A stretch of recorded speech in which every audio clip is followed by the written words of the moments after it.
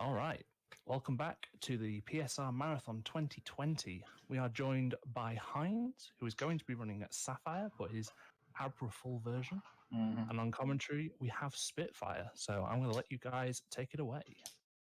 All right. Well, I guess, we can just explain, I guess, during the intro. So are you ready to start, Muse? Yeah, ready whenever. Okay. 3, 2, 1, go. Okay. So... This is Sapphire, everybody. Pokémon Sapphire. Yeah, if Spitfire is too quiet, then let me know and I can raise the volume. But so yeah, I mean, for those of you familiar with Sapphire, a few years ago, it switched to the Abraless route, and it's been like that ever since. I think about 2016. Emerald recently switched back, but Sapphire, I think people are pretty confident that skipping Abra is still faster, but for those It's definitely who faster. it's definitely faster. But for those who weren't in the community before that, when me and Spitfire started running, we would catch Abra, and it obviously, I mean, as it does in Emerald, it saves a lot of time on backtracking throughout the region. And but the problem with Abraless is that it is pretty brutal. The major kind of reset points are early Brawly, and also the Death Warp, which you use in Flannery's Gym, of course, to kind of take the place of Abra's ability to warp you back to save on the backtracking. And that is really fast if it works, but it's just, you're relying on RNG, of course. It's a pretty big reset point at that point. Yeah, and I mean, there's another. Well, the other main one that we'll be seeing that Abra kind of helps with is Winona. So, but the main reason why I routed this, I'm gonna give you all the credit, Spit, because you. I mean, I guess, it's just the old route. We just pulled from an ancient route. Well, the thing. 2013. What's interesting about it is that right when we switched to Abraless, that was just before PSR started to allow save quit, which is what blew everything wide open as far as manips go. So obviously, originally we would just try and encounter an Abra, which is about a 10% chance in Granite Cave, and you actually can't in Sapphire and Ruby. You can't catch Abra on Route 116, unlike in Emerald. So you have to go all the way to Granite Cave for that reset point, and then you have 2 Great Balls to try and catch it in, and obviously you really want to catch it in the first ball. 4% chance. Man. The other key thing too is the experience route. In Sapphire, you get a lot less experience than in Emerald. And so in the early Abra runs, we would, as we were searching for Abra, kill a lot of cave encounters to just kind of make use of the time loss. But then once you can manip for Abra, it becomes a whole different question of how you're going to make up the experience. So here I'll be manipping for Mudkip, as everybody probably is familiar. Yeah, the 148 kip. It's pretty early on into the Mudkip frames, which is super good because it's pretty much the God kip anyway. The God kip. I mean, obviously you could ask for a better kip, 31 in all stats, but it's pretty goddamn good. And it's nice and quick, which is a huge, huge benefit since save and quit. So because when it was back when it was single segment, we used to. I'll let you do this, Hines. No, it's okay. That was 1 frame early. Do you need me to be quiet, or do you want to maybe concentrate on the beeps? Yeah, I'll just let you get this. Yeah, you're a little bit. I guess the beeps are kind of quiet, but that was probably also early. Yeah.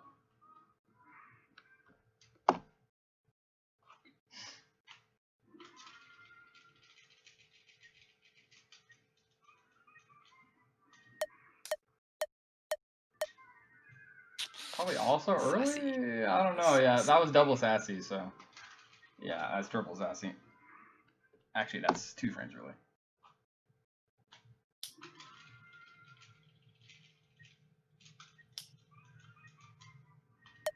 Triple sassy. And the naughty female. That's probably AC, to be honest. What is this? The hardest part of the run. Oh, this is also sassy. Okay, fair enough. Triple sassy. Oh, Marcus in the chat, dude. Marcus also Sapphire Fossil. Fossil. Marcus was actually there when this first debuted at a marathon, NASA 2016, right after Abraless became a thing. I got him. And I swear I reset for Mudkip for like 25 minutes, for like 15 minutes. Oh crap. Okay, so basically, you know, in attempts, I mean, you guys probably are big Shiru fans. Shiru's the guy. Recently got record in Sapphire with the Abraless route. And if you've watched, you know, live attempts, people will do an encounter list. The issue with kind of extended manips in Sapphire is that, in Gen 3, is that your RNG is moving twice as fast during a battle, so you need to actually time an input to exit the battle. Whereas right now we're in, you know, 1 RNG advancement every frame, as opposed to 2 RNG advancements every frame during a battle. So that comes into play during extended encounterless manips, as well as YOLO ball, you know, encounter manips as well. So that'll be coming into play later. Anyway, so what I was saying is, if I've just got a second, are you able to up the game volume? Oh yeah. Chat is saying that we can't hear anything coming through on stream for the game. Okay. This was Amoeba. Goodbye. Thank you. Let's see. What? Oh, I have no game volume. Oh my god.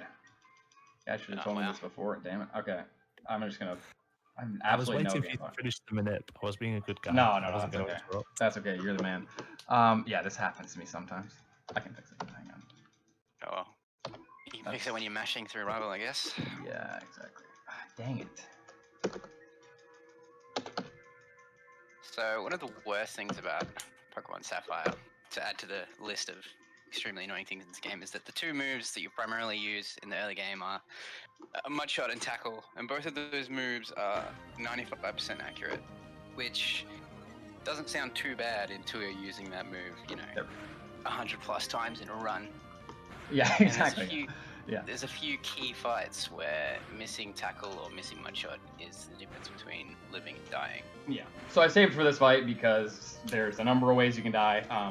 I just have this weird thing with my capture card where sometimes it doesn't capture audio until I open the preferences. So that should have audio now. Let me know if it's too loud or too quiet. Anyway, I should actually have chat open as well. Anyway, what was that? Oh yeah, so no one wants to talk to you, Heinz. You don't so right after we switched to Abraless in 2016 was when we were allowed to when we were allowed to save quit, which is what allows you to manip. So it's interesting because there was really never an era in Sapphire where we were running Abra and also able to manip. At least not in Sapphire. Talk about trying to manip Abras in single segment by doing like voodoo movement or, you know, bonk here to manip an Abra. Well, and that's the thing is there was manip in Sapphire before save quit was allowed, and it was essentially kind of a leaf green, fire red leaf green type of a manip where you do it single segment. It's just that your seed never changes, so you're still using the dead battery seed. It's just that you don't have access to the Mudkip's earliest in the list. You only have access to, like, I don't know, I think it's like frame 9500 is like the earliest that you really have access to. So I'll be healing here because Calvin's. What did you come out of the fight? I didn't even see your health coming out. 3. 3, damn. I wasn't looking. Bodied. So yeah, well I think that's a common pattern. So he probably, wait, you have 21, so he did 18. Did he crit me? He must have crit me because normally. He must have crit you. Yeah, I was gonna say 3 is pretty low.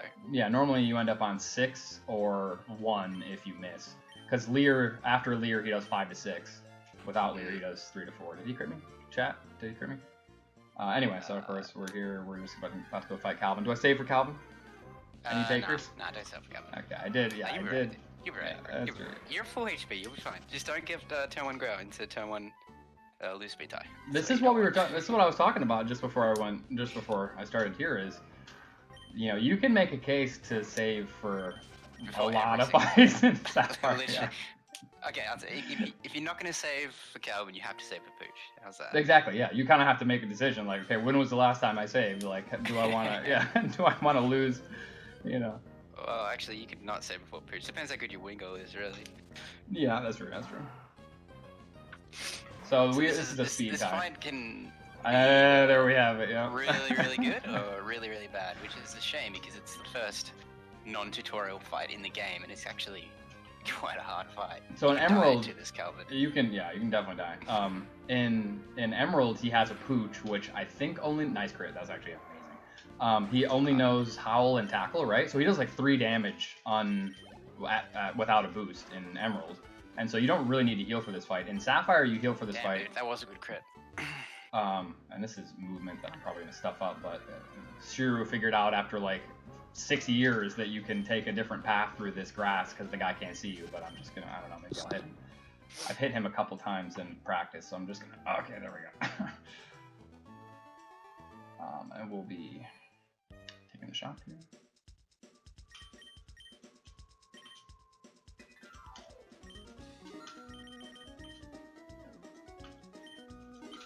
Okay, that should be correct.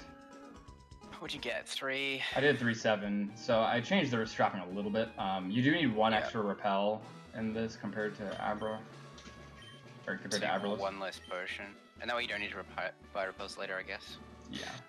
Well, no, so I'll take the... I'm pretty high on potions. Yeah, time, yeah.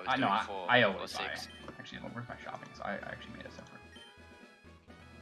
3-7. You could probably buy 3 later anyway if you really wanted to. Actually, I think I do. What did I do? What did I have in my notes here? I do actually buy 3. Yeah, I buy 3, 1. Yeah, I was gonna say you'd probably buy 3, 3, 1, 1, 3, 4. Yeah. When's boy strats coming in? So yeah, so that's another thing I guess we can talk about is we actually think boy is better because the way it works is, so one of the main reasons why Abralus is so good is obviously it's a number of things, but one of the big ones is your lack of experience in Sapphire. If you're not doing Abra, and you're not doing the old Granite Cave strats where you kill wild encounters, which you would never do in modern PSR anyway, because you would either manip for Abra like we're doing here, which means you don't have random encounters to kill. Yo, thank you, How to Twitch, love KZU.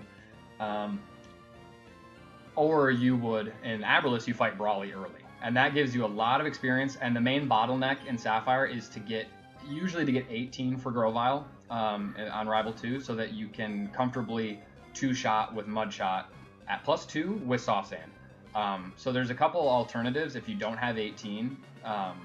Well, there's really only one, I guess, which is to get to +3, which is what I'm going to be doing here. But one of the significant differences between boy and girl is that obviously the boy rival, or the boy player has girl rival, girl player has boy rival, and the boy rival leads Numal, but the girl rival leads Whalmer. So Whalmer gives you more experience. So if you pick boy, then you get more experience, just a little bit more experience right before you fight Grovyle. So it's a little bit easier on your early game experience. I don't know if I explained that too fast, but now we're going to be manipping for Wingle. It works better on the shopping as well because you can forfeit the 3rd X attack you normally use and just go to +2. So. Because you'll see in this route we pick up the field repel to, I guess, fix that issue. But it would be faster to not pick that up. Hang on. Yeah, it wouldn't be much in it, but it'd still be faster.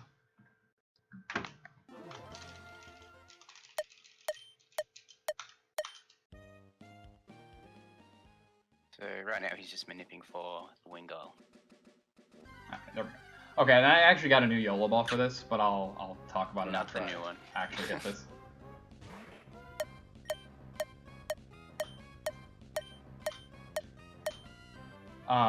Okay, just punch your cheeks here for a minute. I'm delayed. I can't tell if you've got Yo, it. Rhythm's in the house. No, Rhythms, get in the main main marathon chat. I'll link it for him. Yeah, there you go. Okay, so I'm gonna save here. Yeah, definitely save. So that's 2 out of 4 manips down. Got him. That was pretty good. So I recently actually, one of the few things I've actually done for Sapphire in recent times is actually updated that manip, which I think people should use because it's faster and it's a bigger window. Not sure. I don't think Robbie. So Epic Dude Guy, big shout out to Robbie, figured out the Wingull manip in the first place. And Wingull manip you can't really do in Emerald because it forces a double battle on the bridge coming back. Actually, yeah, it would be on the way to Rustboro. But it's not forced in this game because the mechanics of double battles are different in Ruby Sapphire. So you can not only do that, but you get the Wingull, which allows you to save time on the Geodude fight. But you need very specific stats for the Wingull. So shout out to Robbie for figuring that out. I use the same manip. What? It's like a plus attack nature. It's like it's super modest. IVs. It's modest, yeah. Yes. And it also needs to be able to get 2-shot comfortably by the. Oh, this is going well. 2-shot comfortably by the. Geodude. Anyway, so we'll see that in a minute. That was an amazing pooch fight. Don't know how that happened. Yeah, what the heck is this? Where was this luck? I don't know. It's good marathon luck here. That's what it was. Very good, yeah. What were we talking about? Anyway, oh yeah. So I don't think Robbie knew what the width of that Yola Ball window was on the Wingull originally. I think he was just going by sound cues originally. He was. That's why he did it. He Yeah. based it off sound cues rather than off a time. But I actually busted out the Lua and figured that one out, and that's actually a 10-frame window on the ball, which is amazing, and like I don't miss it anymore. And I was really having inconsistent results with the audio cue, because you before we would use the battle music. That's what a lot of people do. A lot of people have great success with it, and I used to as well. But then I just got in a bad pattern of missing it, I guess. So I'm gonna save here as well because. This is actually a big save point there. Yeah. If you crit the Geodude, that's run over. Or if he crits you, it's not necessarily run over. It's not run over, but it's basically very, very, very slow. Yeah. It pretty much. Well, and it also burns your potions. Having an early Wingull. Yeah. True. And he can body. And if he crits you, I guess he bodies you then too. Yeah. You could die. Yeah. Oh man, we used to do this with our Wingull too. I know. It's so rough. So the strat was you. Oh, that's actually a bad roll. The strat was you used to mud slap 6 times. And we'd have an Aura Berry equipped too, because we knew he bodied us. Body us. Yeah, exactly. Well, actually, a long time ago, you and me would fight Lyle, which is the first bug catcher. Oh my god! Don't even tell Heinz. That never. Yeah. That was not a strat. Yeah, that was a strat. That was a legit strat, which got you 10 for the Geodudes, and you learned Water Gun at level 10, because this isn't Gen 7 where you start with a stab move. We used to fight the guy with 6 Whirlpools. Like, that was never a strat. Yeah. I mean, it's decent. Yeah, 2x attack Lyle. Yeah, I crapped no. Yeah. Except if he string shots you once, it's so slow. Yeah, it was the worst strat ever. Yeah, exactly. And you actually don't one-shot the first wing or the first Wormhole, so you actually give him 3 chances to string shot you. Yeah, world record strats right there. What are we talking about? Yeah, exactly. Actually, so this is pretty good HP. This will be. So you end up with 39 HP total, so that means I'll have 33. I mean, I could try this a couple ways, but I hate doing. Well, no, actually, I could, but I wouldn't get Torrent.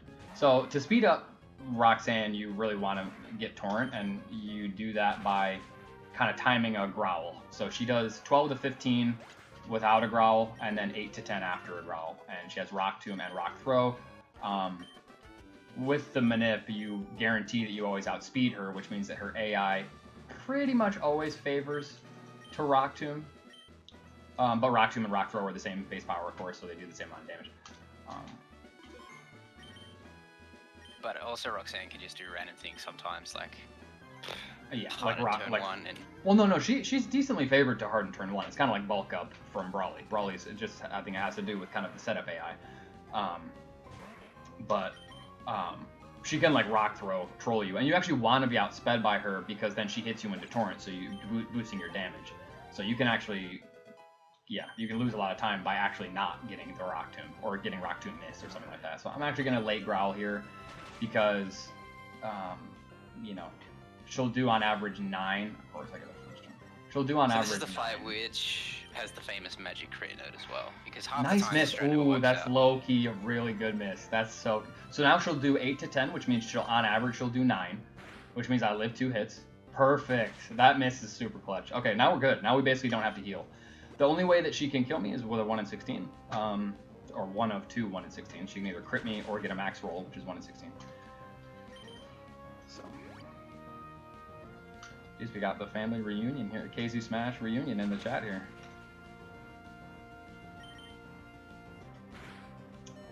Okay, and we live on 1 HP. Boom. So nice. That's kind of weird because that means I actually have to fight Jose. Yeah. So normally Jose you would strikes. fight. This was an Exarian optimization a few years ago. Normally you would fight Jose, which is the bug catcher on the bottom side of the route, but if you have enough HP, you can fight the youngster on the upper part of the route on the way back, and you need to kill one encounter and fight one of those 2 trainers, basically, including Clark. Clark you just always fight because he has 3 GOGs. So that was a really good fight. That miss was super clutch.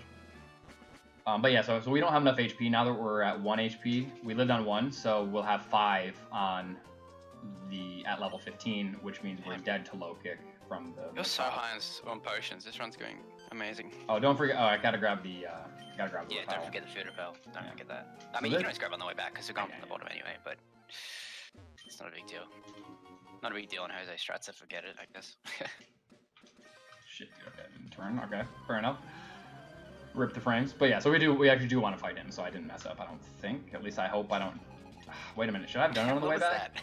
I think. Doesn't matter, dude. I hope I didn't. I hope that he dies. I think they all die. They all die. You're in torrent. Yeah, but I'm 14. I actually can't remember if that's the range on 14, so I could have choked there. But no, I'm pretty sure you can fight him on the way there. Yeah. As long as you're in torrent. Yeah, I think so. Yeah. Because it's a range when you're not in torrent, so it's definitely gonna get torrent. Yeah. And the problem is, so the Wurmple has poison sting, so it can pretty much end your run if you take it. Okay, we're good. We're good. I think it's string shot as well, which is just really slow. Yes. Yeah. So here we will dodge our favorite girl. Yeah. Janice. And one of the many pause manips that you'll probably do in the run. That is one of the cutest ones. That's actually a really cool strat. It only works with a couple classes of spinners. Do you know spinner? I mean, can you explain spinner mechanics? Not as well as you. Okay, I hate to ramble about it. I never know how to put it in, like, concisely, but basically, spinners can turn on a number of different frames after they're loaded or after they're forced to turn a certain direction. And the first possible frame that they can load is always frame 32 across all classes of spinners, but there's 3 classes of spinners, and the classes vary based on what frame they can turn on after frame 32. So if they don't turn on frame 32, what's the next possible frame they can turn on? 2 of the classes, I believe, maybe it's actually one of them, I can't remember. But basically, Janice, her next opportunity is frame 64. There's another class whose second opportunity to turn is frame 48. So that wouldn't work with a trainer like that, but because I paused there and I checked to see if she spun, and she didn't, it's actually low odds for her to spin. It's only like 1 in 8 for her to spin, based on just the way the mechanics work out. But so because pausing freezes her timer and she didn't spin, I knew that she couldn't spin, so I can just freely pass after I unpause. Okay, and we killed our encounter, so that's good. I just have to remember not to fight Joey now. Super late encounter right there. Yeah, that is. Yeah. Normally you get it like a lot earlier, and then you end up getting a second encounter because you only have 1 repel for this route, even though it doesn't cover all the grass. It's just that you don't want to repel twice because you're going to need to kill an encounter. Torrent for this is good. It guarantees the. Yeah, man, that's smooth 116, smooth gym. It's a good early game so far. Yeah, the pause manip is very clever crafted. That's another Ixarianism. Okay, don't press B. But yeah, I think that's a cool strat. And actually, if I'm not mistaken, recently some kind of similar manip was found for Gen 4, which I was always told it's impossible to manip any of the spinners unless you have RNG manipulation at the time. But Minnow, I think, figured out a manip that basically works in principle based on that same principle. So well, never say never. Other than anything in Pokemon speedruns, it's people always find a way to do something. That's true. We never thought we'd be able to manipulate Abra, and yet here we stand. That's true, yeah. I ran... so it must have been 2015 that I ran, because I ran in PSR 2 years ago. I ran Japanese Sapphire, and then I think 2 years before that I ran, and that was when that was the last Abra run that I did at a marathon, and I thought I had a manip, but we didn't understand how manip worked at the time, at least I didn't. And so I remember I grinded for Abra. Is that video of you just walking on the spot and getting an Abra? Honestly, I can't remember how it went. I think I would just I was getting a consistent Abra, but you can't do it just like spinning in place because you can't time your inputs that quickly. You have to have some path that you're following so that you know I'm gonna land on this tile on this frame, and that's when the encounter will be generated. Anyway, so we just taught Mudshot, so, but yeah, you all know the story. And then it's just the boringest part of the run. Yeah. Just a lot of talking. Do you reckon this is the longest cutscene in the run? It'd be close to the... Probably. Maybe. The post Archie 2 one's pretty long as well. Yeah, maybe, yeah. And obviously going into the Kyogre Cave is pretty long as well. Yeah. Should we mention why we run Sapphire over Ruby? It's probably like not a bad shout. Give them, yeah, tell them the story. I never know how many people are like frequent viewers of Pokemon speedruns. If you're a frequent viewer, then you know. But the reason we run Sapphire over Ruby is because of Kyogre. Pretty much in Gen 3 you get access to, well, actually probably in most games, but in Gen 3 especially you get access to the Legendary like so early on. It just makes sense to use it for the rest of the game because he's such a high level as well, especially in Sapphire when you're so under-leveled. Kyogre is just absolutely the best typing and has the best moveset. It's not even a close competition compared to Groudon. It's like not even close. However, I think that the minion fights against Team what are they called? Team Magma would actually be better. I think they're actually faster because Camerupt is ground fire type, so Marshall would go to town on him. But yeah, the Kyogre is just that much better because of moveset and water being such a special move in this game, and it's sweeping the absolute crap out of the Elite Four. I think Ice Beam is probably the biggest one because I don't think Groudon has any way to deal with Drake. Yeah, I think you just in a do reasonable slash. amount of time. I think Ice Beam is what really does set the difference. Now we just talk to Briny, go on the Briny boat. Briny, baby. And then we got the Abra time. So, and this is where the runs start to deviate from Abra. So up until now, besides like the shopping, which I don't know if you've watched Shiru play a lot recently, then you probably saw the shopping was a little bit different. But other than that, we pretty much did everything that we would have normally done in Abralus. But this is where we will deviate. So I'll explain the minute maybe after I do it. But yeah, so I'm just about to do that. There's the Abra minute, I mean. I don't love this YOLO ball yet. I really need to tweak it. Free. But... It's easier than Wingull, dude. Yeah, I swear okay. to God. The second Abra is free Abra. Yeah, second Abra is free Abra. Alright, I'll let you do this. Shout out also to Robbie for this minute. Yeah, man. We do be doing classic with that, Robbie. Still.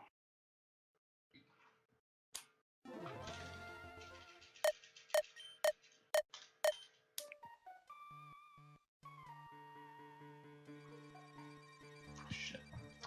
Okay. I know. Doesn't sound confident.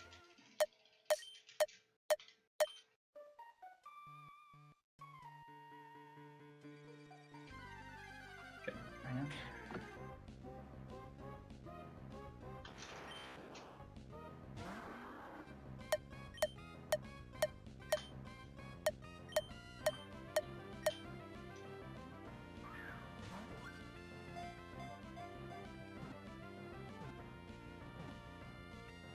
Got him. Cool. Okay, cool. Nice. Yeah, so I messed up the movement there. Yeah, that's unfortunate because I could have shown, but it's interesting because so with the Wingull manip, it's the same Wingull, even though you encounter it on different tiles. You encounter it on the same RNG frame, so that you can use the same YOLO ball for any Wingull that you encounter, even though there's like 4 or 5 different movement patterns. But with Abra, there's actually 2 possible Abras. So you basically I messed it up the first time, unfortunately, because I didn't get the early Abra on the first reset there, and I ended up... what you're meant to do is on the tile that I just encountered that Abra, is if you don't encounter that Abra, you're meant to start walking. You walk for 8 tiles, and then turn around and run again, and then you'll encounter the second Abra. But because of that, you need to have 2 different YOLO balls. So I actually have 2 flow timer windows open right now, and I just have a different hotkey set to reset the timer for both windows, so that if I encounter the first Abra, I shut off the second timer. If I encounter the second Abra, I shut off the first timer. And then I have a different YOLO ball window for each one. So it's a little bit funny because you can hear it's like they don't perfectly sync up. But it's pretty easy once you do it yourself. So we're also running out Abra of here. set. So unless you're running out, nice. I'm running out, yeah, just to save the money. So then I can Did save. You pick up the? Yeah, I picked up the the save. nice. Yeah, you find the super. rather than fighting Brawly, we are just gonna get right out of here. Head So to yeah, we Slakeport. just leave now. See you later, Brawly. Peace out, Brawly. See you later. We ain't messing with that. Yep. So yeah, so Not it today, is Bob. really the experience basically that Brawly grants. If you beat Brawly, it's way better. But Brawly is what I would say, and the reason why I submitted this, and I like really am happy for the opportunity to show it, is just hang on. I'll rip two Verminip as well. Abraful Sapphire, besides like the very top runners, I don't know why anybody runs it. You know, you got Wanley out here, Quay, good players, but you know, if your goal isn't like 156, I've started to think lately, I don't think it's worth running Abraful. The only reason why I wouldn't like wholeheartedly say run Abra is because it requires another Gen 3 manip in the early game. And that's a kind of a tricky manip, and there is some inconsistency to it. It's just a Gen 3 manip, so as I was saying, I mean, you have to time both the bag input and the throw input, as well as get the encounter. The encounter is the easy part, but I do need to tweak the... I need to honestly just get a nice window like I got for the Wingle, and I should be able to do that. But anyway. Yeah, So I mean, once that's it's not too done, bad. it's honestly not too bad. And the way the window that I have now, that we both have now, we're pretty happy with. Yeah, I find it pretty. Honestly, Abra's no problem. I still struggle with Wingo more than I struggle with Abra. Really? But it is another manip, and if you're going for Yola Ball, that's 4 manips in a run, which is four manips too many in my opinion. See, I should have But saved the for this alternative too, is by the way. no manips. So, jeez, I don't know. Yeah, you could actually die in this fight. If I he really supersonics should have you- saved, yeah. If he supersonic, I don't know. I've got a delay. I don't know what's happened. But I got a supersonic if miss. he, that's lucky. If he supersonics you and Oh you my can, God. and You can also just miss Mudshot on this guy, but yeah. that's true. Oh, and then to the bike crit. Okay. And Okay, see, this 20 is ways this to is die. good. This is actually a really good setup. So the other thing too is that because we didn't fight Brawly, we're taking our HP all the way from Roxanne to Rival 2. Because technically we don't really take any damage on those two fights as long as nothing bad happens. The most that the Zubat can do is like 3 damage. normally he'll just leech life you and you're on your way. So I am going to potion though. So you want to explain Rival 2, I guess? Yeah, we can do Rival 2. So Rival 2 is interesting because if you're at too high of HP, he'll pretty much always lead with Growl. Both the Normal and the Welma have Growl, so it doesn't matter who you pick as a starter, you can't escape this fact.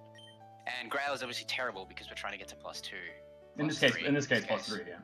Yeah, in this case +3. So if he leads with Growl, it's pretty much, that's it, that's run over. Because Yeah. once he uses Growl once, he'll probably just spam Growl. So even if you had, I don't know, 10 X attacks, you're never getting past +1. Yeah. And obviously if you're at too low HP, he can just kill you with his moveset. Tackle or in the Welma case, a Water Gun, which does a lot more damage. So there's a sweet spot, it's what, just below? It's just below, Like, what, anything below 70. or something like that? 70%. 70%. Yeah, so below... just below 70%. So I think that is 37 in this case with his HP. Yeah. So you want to be between like 37 and ideally 7, I guess, because he'll hit 6 without a crit, the Normal. And if you're in that sweet spot, he should never lead with Growl. No, he can't growl. Yeah, he can't growl below 70% HP. And then you just set up. And once you've X attacked once, he'll never use Growl then either. So you could potion a full after that, and he still will use Growl. And then it's just a free setup, and then it's just a matter of killing the Grovyle, which is actually a really cool mechanic. So ideally, you set up 3 X attacks and an X speed.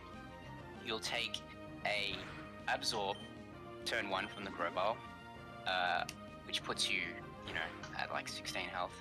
And then you will Mudshot it once to put it to half health, and then you outspeed because Mudshot lowers it, and then you finish off the kill. So it's one of the few fights you actually want to take damage first, which is pretty good. It's actually a cool strat. However, if you miss Mudshot or you get Absorb crit, you just die. Yeah. It's pretty grim. You can recover from first turn miss, but it's like very situational.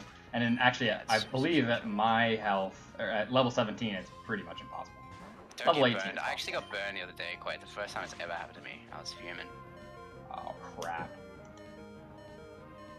I missed. Oh, no, I didn't miss. Okay, No, cool. I thought I missed. no. No, I thought I missed. Heal. Okay, so I actually have to heal here. This is sort of a weird situation. I could die here. I could die here. He could absorb. He could absorb. Are we gonna get it? Okay, we got it. We got it. We're good. So I think if he hypothetically rolls yeah, to not kill you with quick attack, he'll absorb you even at HP. Yeah. So it's like really sketchy. So he has quick attack as well, as you just saw, which means he'll outspeed you for the kill. But you can just heal that off. So you want to heal that off to avoid it, but he does 7 to 9 with quick attack, and the AI simulates a roll before it actually uses the move to decide whether it's going to use the move. And kill AI means that if it can kill, it will use that move. And there's other things obviously that go into the weighting as well, but that's like basic idea. Hang on.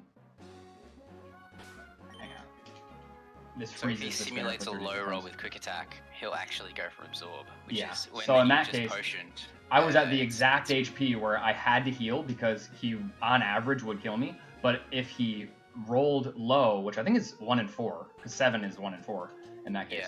Then if he simulated a low roll, he'd think, oh, I only do 7 damage, I won't kill, so he won't pick. So then he'll use absorb, which means I'll heal only to get absorbed. But healing is the right strat. Yeah, you have to heal when you do die. Yeah, like, so I have died there recently that way. Yeah, it's a dumb death, and it doesn't happen often, but it actually happens more often than you think. It's that exact HP, 8 HP. Does Gen 3 have kill? It happens on 8 HP. Oh yeah, Gen 3. That's what we're talking about. So if he rolls that he can kill, he'll use that move.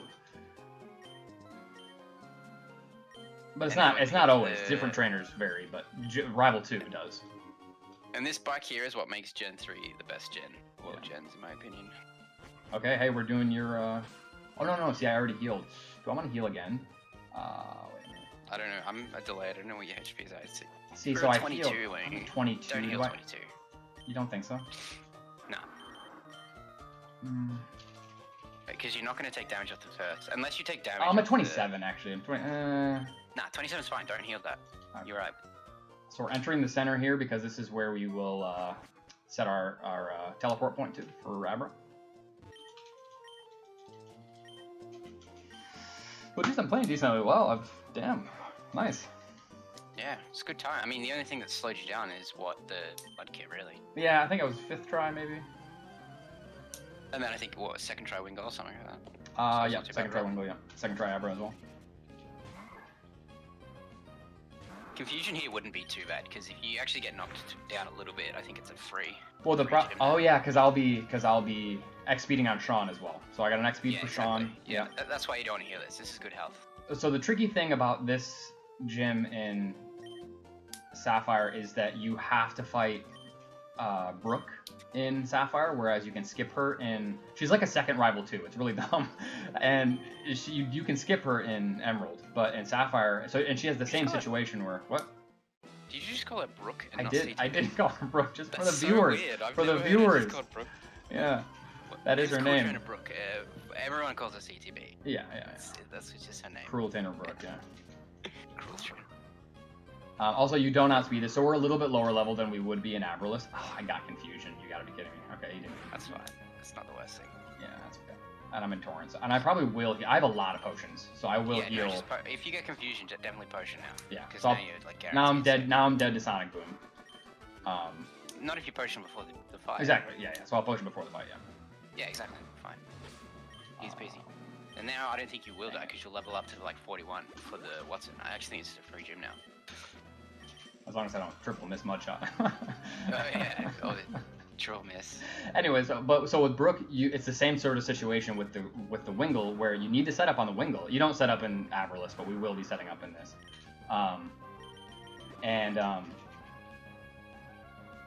I do get Sonic Boom. Damn. So I can totally die here if I miss. You're high on healing, so you're good. Yeah, but I can die now because if I miss into Sonic Boom, but that's okay. He can miss Sonic Boom, so. Yeah, you can't miss Sonic Boom. That would be. You're not gonna miss. Don't worry about it. This is what I'm talking about, though. I could have just saved here, but no, of course, because I'm gonna save before Watson anyway.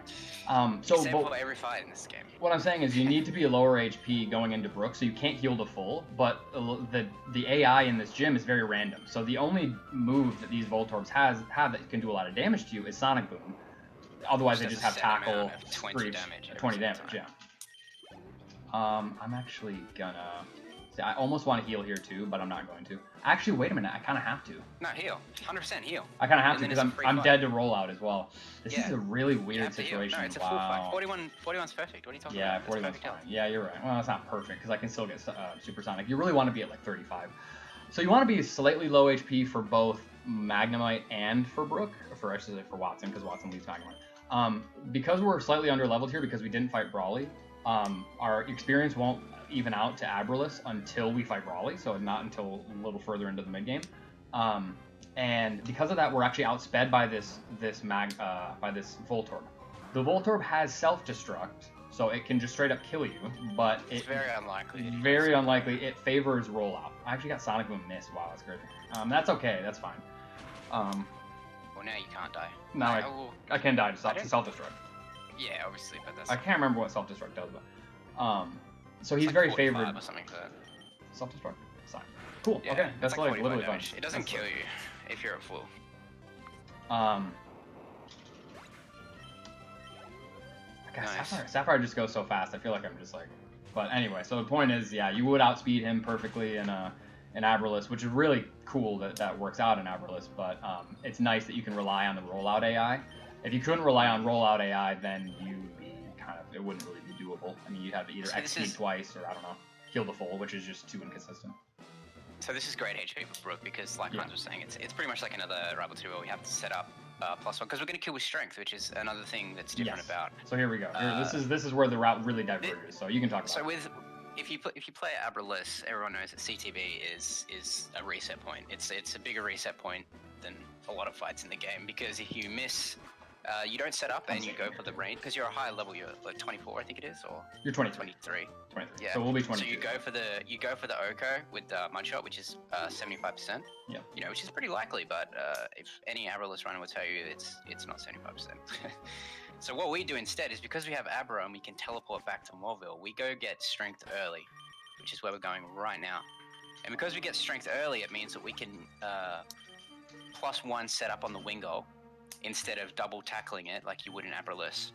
So it's the exact same amount of turns, except strength will always KO the Roselia, and you cannot die. Yeah. Because it's a 100% accurate move, so you're never going to miss it, and it's always going to OHKO. Well, the one way you can die... Oh, go ahead. Is to the Wingull. Yeah. If you get Wing Supersonic, if you're too high health, if you get Grout, if you're at too high health, or if you get Water Gun crit, or if you get outsped because it's a speed tie. It's a speed tie. That's the main thing. But this health, you're only dead to a crit. On this health, you're only. Yes. Well, I'm dead to losing the speed tie into the crit basically. So now this is our first teleport. Oh yeah, here we go. Cool. Okay. Nice. So Abraful makes CTV free, pretty much free. Like you can't die unless you're obviously super unlucky, but that can happen in any fight. That's Pokemon Speedrun. Yeah, exactly. But you know, on an average run, you're not going to die to CTB with strength and +1, which is really nice. Okay, so here we're going to teach strength. I didn't forget. Oh yeah. And this will be the first run to bike as well. That's right. So it's essentially where you just run and then bike. And what Heinz was talking about earlier on those 32 frame window, 8 frame sort of thing, running to bike allows you to get past. Is it in 7 frames? That was really bad. He could have hit me there. That was terrible. Okay. If you run to bike, it's usually a 5 frame window. 5 frame window. So you have 5 frames to get past. Oh, okay. Fix that. There you go. Oh, okay. I'm gonna fix that real quick. Okay. Okay, that was kind of bad, but we're gonna save here too because I don't really want to. So I literally just saved like 3 times in a row there. I know that's seems excessive, but I'm just trying. This is proof of concept. I'm not. I don't claim to be good at this game. I just like it, or at least I used to. I would argue it would be better, just not equal faster. Oh. Surprising. So now we can set up X attack, and as Fit was saying, we can just OHKO everything with strength, and we don't have to worry about missing. So this is one of the best things about Abralus. It's also kind of bad. There's a lot of good things about Abraful. Sorry, not Abralus. Yeah. It's also kind of bad to lose that speed tie there because now we'll heal now we'll super potion, but we won't be at full because you can potion though. You're high. I can. I have a lot of potions. Yeah, and that's the other nice thing. I mean, you're gonna save anyway, so you don't have to heal away. I don't have to, but Archie's a little bit worse on this too because you actually don't get 25 for Golbat. You're 24 for Golbat. You're always 25 for Mightyena, even in Abralus. like just barely 24. Wait, did I say 25? I meant 24. So you're always just barely not 25 for Mightyena, even in Abralus, but... Which just means you take more damage on the Golbat if he is beating you up a little bit, which can be the difference. But a perfect fight, it won't matter anyway, so, you know, you're just going to get all sand attacks anyway, baby. Yeah, exactly. Okay, I'll just make sure I do this correct shop. So this is another thing, is we'll now be doing all of our shopping here, basically. Yeah, I actually need to get my notes. So we cut out a shop after Norman? Yeah, because exactly. Abralus will shop again after Norman because they have to set up so many times. They have to go to like what +5 on Winona and +4 on Flannery, and we don't have to do any of that. We just go +1 on both of those fights. So we actually save so much money. This route is so much safer for money. You can have more heals. You can have more A lot more full heals. You can. You never shy of items in this route. It's good. So it's a lot safer in terms of healing and things like that. You're not skating the lines so much. Like literally so many more heals. Like you'll see at Herb Shop, it's insane how many more healing items we have.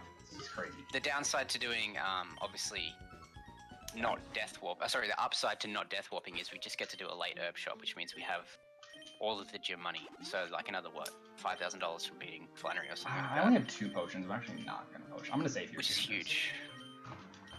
Told you I'm not good at the game, so I'm just gonna save because I could hit this trainer. I'm not doing These potions are gonna come in clutch for the Zatu. Yeah, I don't really need to heal right now, so that's like a really.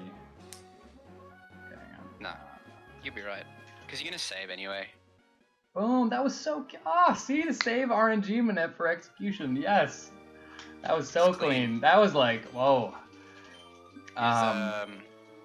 Is Shrew in chat to give you the thumb? Probably not. I don't know. No, it's he's in Europe, so it's pretty late for him. It's like 2 a.m. for him. Well, better send him the blood then. Be impressed. Shout out to Shiru. Shiru is that was like almost Shiru movement, but he probably would have done the run to bike a frame faster. That was like close to frame perfect on the run to bike actually. Yeah, true. You could have bogged like 1 tile later. Yeah. So get good, Heinz. Stop being so bad. I know. So so rather than go out that way, we can now just teleport here. So in Abralus, you would go out the other side. We don't have to do... And that movement there, going down from Meteorite Falls, is actually some really difficult. Oh, dang it. I was supposed to repel here. Because it involves a lot of perfect movements. Your repels to wear off right in front of trainers, and zigzagging around a bunch more trainers, and this we just teleport, and on we go. Yeah. And since we've already got strength, and we're already taught strength, we're good to go there. And back up to Mount Chimney we go. And then we'll do our second run to bike on Bryce. Yep, Bryce. And we'll transmate, as he was formerly known. Transmate, yep, exactly. See, so we actually know the names of all these trainers because we used to actually have to fight them. Because Spinnermanip is like 2015, but I mean... Before Run to Bike, there was Bagmanip, and before Bagmanip, there was nothing. So you just used to hope for that 1 in 8, or the whatever it was. Not even 1 in 8, it was worse than 1 in 8. Yeah, well, I mean, you can pass them for free. It was 50-50, they either spin or they don't. Well, yeah, kind of, that's how it feels. But yeah. So these fights are just minion fights. It's just strength. Don't miss strength. Sorry, don't miss Mudshot. Don't miss Mudshot on the Carvanas, yeah. Don't miss strength, which you can't do. Don't miss Mudshot, which you can do. No ranges, no fuss. Easy 50. And then into Archie 1, which is the easier of the Archies, but... I don't know about that. Well, yeah, it's like... Dude, Archie 2 is way harder. Come on. Yeah, it's the setup is kind of trickier, but... Yeah, I mean, this one... I mean, you could just get sand attack spam, it's free. You can, but yeah, you're much more likely... You need to be in Torrent. You need to be in Torrent for Archie 2, so you got to manage HP. Yes, Quay, you can still strength Sharpedo on this route. I've been strengthening Sharpedo because you always want to do got that. PTSD when I missed one shot off him recently. So, I know, me too. And it killed my run. Yeah. And that's happened to me a couple times, and I was like, oh, it's not going to happen to me again, and then it did, and now I just strengthen. If I'm playing healing items, which I am, just strengthen because it's not worth missing much. It's not worth it. Unless the world record, you're 3 seconds behind world record, and you need to save up the time from the super effective text. Or the rough skin. Yeah. The rough skin. Sorry. Then I would not do it. But nobody is 3 seconds behind world record, so, and that's never gonna happen with Abraful anyway. So Just strength him. Save yourself the headache. So we're swapping Abra to the front because it allows us to Yeah, so turn that's to... Go ahead. it's actually a nice little double whammy there because it allows us to set up the guard spec so he can't stand attack us at lower accuracy, and it also stops his intimidate, cutting our attack in half because it will just cut the Abra's attack in half. And everyone knows Abra has super high attack, so that's very, very critical. Exactly. Critical play right there from Archie to lower Abra's attack. I'm not gonna jinx it, but this is actually like pretty good pace for a marathon. Most of the time lost has actually just been saving a bunch of time. No, dude, this time is literally you had not had any bad luck right now. This is actually marathon luck though, in a nutshell. The only only people who get this luck are marathon runners and people who have never played the game before get perfect luck. Yeah. First time they do a run, they get perfect luck, except the execution is really bad, so they get a bad time. So another difference in this fight is normally in Abralus, like depending on what pattern you get from the Mightyena, you can either set up both X attacks on the Mightyena, or you can set up the second one on Golbat. In this case, we can only set up the second one on Golbat because +2. Wait a minute. Actually, you have to just kill him here. Actually, did I just misplay that? No, that's fine. No, you're good. Yeah, we're good. Because normally in Abralus, if you get to +2 on Mightyena, you can tackle plus strength on the Golbat, but that actually doesn't kill. Tackle, so... Well, no, we don't. We could have tackle, but we're a lower level. But we want water gun, so why would we have tackle? Water gun doesn't kill. It doesn't kill either. Oh no. No, I say we don't have tackle because we need water gun for backup strats on. That's actually probably. fine. That's true. Yeah, that's another thing. But I would be more inclined. That was a terrible crit, by the way. Well, it's okay. We're gonna make it because he healed. He wouldn't have killed us. Okay. Well, he could have killed us, but luckily he was gonna heal instead. And then tackle to go for the mudshot. Go on, do it. Not doing it. Not doing it. Save those 3 seconds on. Marathon world record. Let's go. Anyway, okay. So that was pretty clean. Yeah, that crit was kind of bad. It would have been worse if it actually killed him. Because then... Yeah, definitely.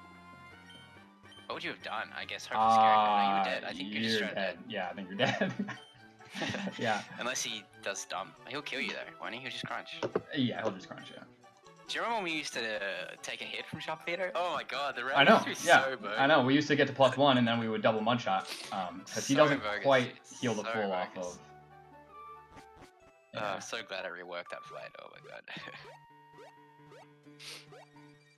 Oh, you messed up the movement, dude. Come on. I know, I'm honked, yeah. That's some of the cleanest. That's some of the nicest movement in the game, and you messed it up. I know. Revoke those shrew thumbs up. I know. Oh my god, so nice. She didn't walk in front of me. Nice. We're super repelling here, so because obviously we don't death warp, we have to exit the gym. And since we're exiting the gym, we take advantage of that by going to the desert and getting the desert candy. Yeah. And we actually don't have access to one of the candies that the Abralus route has access to, so we have. So we need to make up the candy somewhere. Yeah. And this candy's pretty quick. Yeah. Even though the cutscene's slow and death warping is OP, we do it this way because so OP. That's the only good thing about Abralus. Almost death warp by far. Yeah. It's the biggest. Well, I mean, yeah, so that saves a couple things because that saves you healing, that saves you taking Briny, that saves you the cutscene.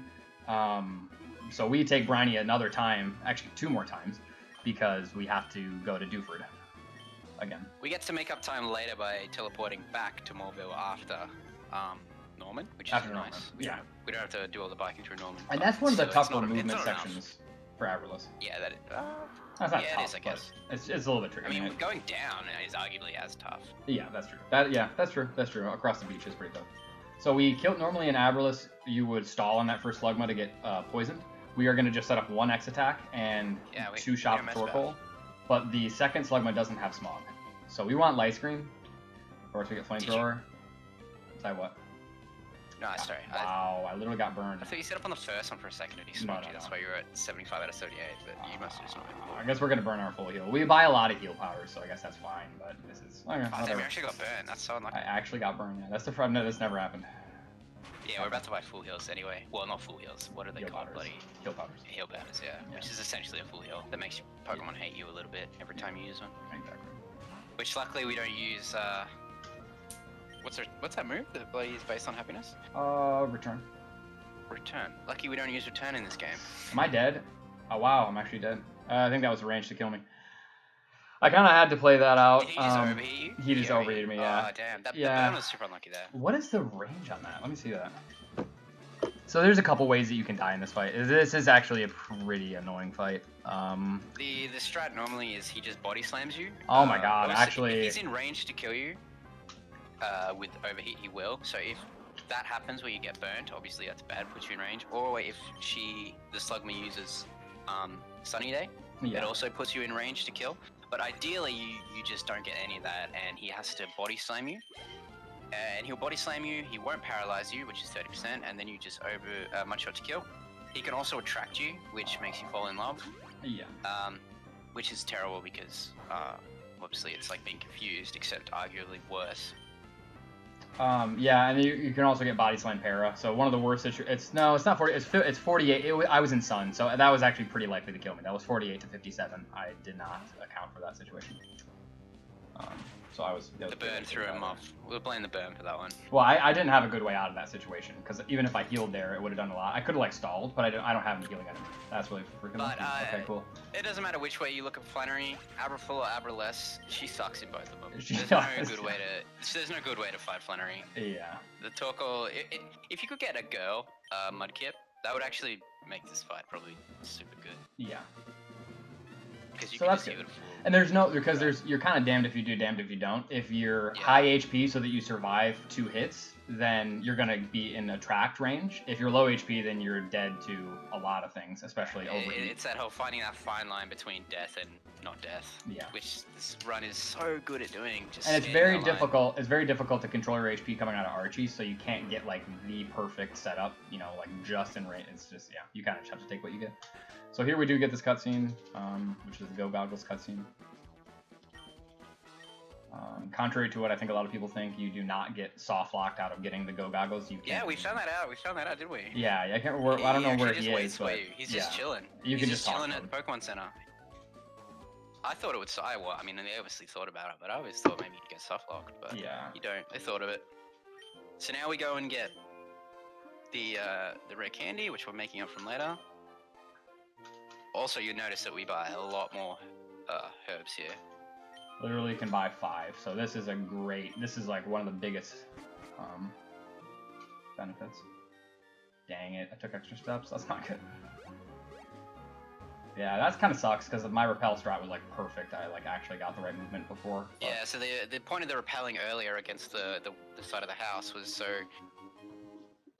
the repel wars off as you pick up the candy, and then you can just use a new repel and then teleport, and then continue on the way. And that way you don't have to open up a menu. It's just a little slight optimization there. Yep, and we'll be taking the center here. This is another thing that you don't do in Arborless. Yeah, which is slow. It takes a lot of time. The run has been pretty good. Thank you for the host, Garoda. So yeah, Desert Candy. This is kind of So we skipped this healing, which is another massive time loss. Bloody nerf. Please nerf Deathwalk. Please nerf Deathwalk. all I will say is it is so close. It is like it's not as slow as you think it is. When you look at like,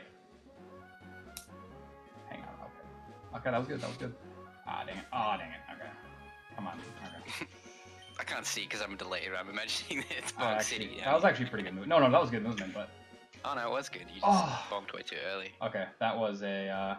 So he could have seen me there. That was 1 in 8 chance to get spun by Timmy, but he didn't. Thank you very much, Timmy.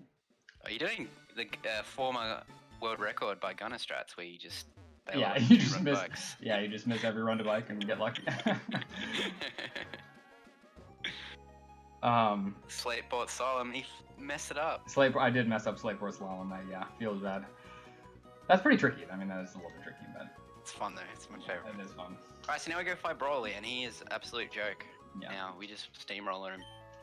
Now, We take out revenge for all the Abraless runners. a bit of a history lesson. This was some of the first routing I ever did in the game back in 2015 when Xarian first told me about Desert Candy. I had no idea it existed. And we were fighting late Brawly at the time, but we were taking bad kips because we couldn't manipulate for a kip like this. So worse kips really need 28 to guarantee the mud shot on Machop. Otherwise, it's at best like a 75% range. But this mud kip is able to kill at level 27. So what I would originally do is I would try and get 27 right before Brawly, and then use Desert Candy to get 28 for Brawly, and that would guarantee. Because otherwise, you basically have to water gun twice. And if you miss the range or miss mud shot and then get bulk up, then you're forced also to water gun twice. So this is missing another mud reason shot is pretty bad on this fight, but it's obviously a 1 in 20, so you're likely to not happen. But it's Pokemon speedrunning for you, so exactly. There's a will, there's a way. Exactly. So we mud shot here, and we hit, and then this we is get guaranteed. So good. And now we're coming up to probably the worst. This is where the routes actually join back up again. So at this point on, the routes are the same. Going into Norman's Gym, they're exactly the same again. Yeah.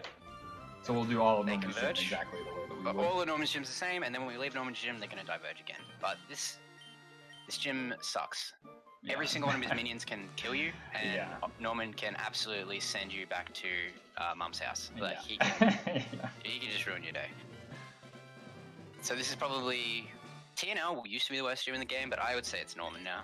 Norman. You think it's Norman? Yeah. Well, see, plus 2 Norman strats is also. If you include the whole gym, like and his minions, I think it's definitely Norman. Plus 2. Norman is also an epic dude guy special, so he kind of devised those strats. We used to get a plus. Was it +5? I don't know. It was plus 5 or 6. It was plus 5 or 6 depending on your stats. Which just opens up another 6 turns that he can kill you with a crit, because you pretty much you have to set up an X defend on Norman, which is a unique aspect to Sapphire, I think. I don't think any other speedrun uses X defense. Top of my head. I could be wrong. No, I'm sure you do in some like Gen 7 or Gen 6 speedrun probably, but okay. Well, it's to my not knowledge. not in like the Gen 1 through 3 games. And I don't know about Emerald, but Emerald I think because you lead Spinda on Emerald, so it's kind of stupid. Yeah, no, you don't. But so we actually buy an X defend, which is a very unusual thing. I'll say unusual. Okay, I'm not going to say it's impossible, but it's unusual to see in a Pokemon speedrun. Yeah. So, which means a crit is a death. I'm just saving for Delcatty because I don't really feel like. Just save for everyone, dude. Yeah, I know. Yeah. I mean, I'll just save for Delcatty and then I'll go through the whole gym. But you want to save somewhere here, and I mean, maybe Delcatty's not the best place to save, but I guess it can screw your PP. No, definitely save Delcatty. I'm gonna save. This is another place you can use water gun. She could wreck your heal powders as well. Yeah. I would probably save Delcatty and then. I mean, if I take a death on just save Lanoon as well. Just save Lanoon, Delcatty, and then Norman. Well, you can only die to Lanoon if you get a 1 in 20 and then you flinch to Oblivion. But yeah, of course, a crit in this gym is amazing. Any crit here is just any crit. The best crit in the game is on the Lanoon because again, like I was saying, he X defends and in a critical ignores the defensive +1, like he would with Norman. So if you crit second turn on the Lanoon, you just kill him and it saves what, like 2 turns? Yeah. Okay, not with a mud shot. So I water gunned to avoid Q charm, but I got attract anyway. So. And here we go. Yeah, this thing's unfortunate. This thing hit there sucks. Nothing Even though she uses an X accuracy, she still never hits with Sing. It's weird. Yeah. Unless she does, which she is. This is easily like, I don't know. It's not like the worst fight in the game, obviously, but it's like one of the most annoying. It's pretty bad. It's just annoying. Yeah, that's a good way to put it. It's just an annoying fight. I refuse to believe this is 50-50 to. I'll probably reset if I take one more because I don't want to lose all my good putters. Yep, that's fine. But it's not that slow of a wipe. Please yeah, just reset it. Okay, there we go. If I took another thing, you got through? Nice, yeah. nice. I still have 3 heal powders. That's fine. You have to be okay for yawn spam. I do have to heal now, which is really dumb, but we have plenty of these. So we have 4 energy powders, and healing items are very tight in Norman's Gym and Abraful. It's basically If like you're gonna what? If you're gonna open the menu to heal, you might as well just save. I could, yeah, I suppose I could. I already clicked A, but Oh, damn. Never I mind. know, that's okay. That's okay. That's okay. We should be good. I mean, the only way again, the 1 in 20 you get basically. Sand Attack You as can well, get and then you Sand can Attack. mess your Yeah. PP. You're right. You could ruin your PP with Sand Attack. You're right. I don't know. Yeah, I'd be more inclined to save a full than Yeah, I know. That's just me. I'm trying to save a little bit of face here. Critical. Okay. So you need the reason why if you miss Mudshot are so bad because you don't get the speed drop and then he has headbutt. He can just flinch you into Oblivion. Yeah, and he also has Sand Attack, which is obviously terrible. Accuracy in this game is broken. That's why they take it out of VGC. You know how it is. Abraful just means that I caught Abra and I'm using it to traverse the region instead of the alternative, which would be skipping Abra. Of course, Abraful, I guess I didn't say anything about the name. It's kind of a silly name, but it's obviously full is the opposite suffix to less, so everybody talks about the Sapphire route as Abra-less, so I thought if we're going to run with Abra, instead of Abra percent. Pretty quick, actually. I know. I like it. Hey, you know what? Okay, so I saved here just because why not? This fight's free unless I know. you miss. These are all free fights unless you. Yeah, the big unless.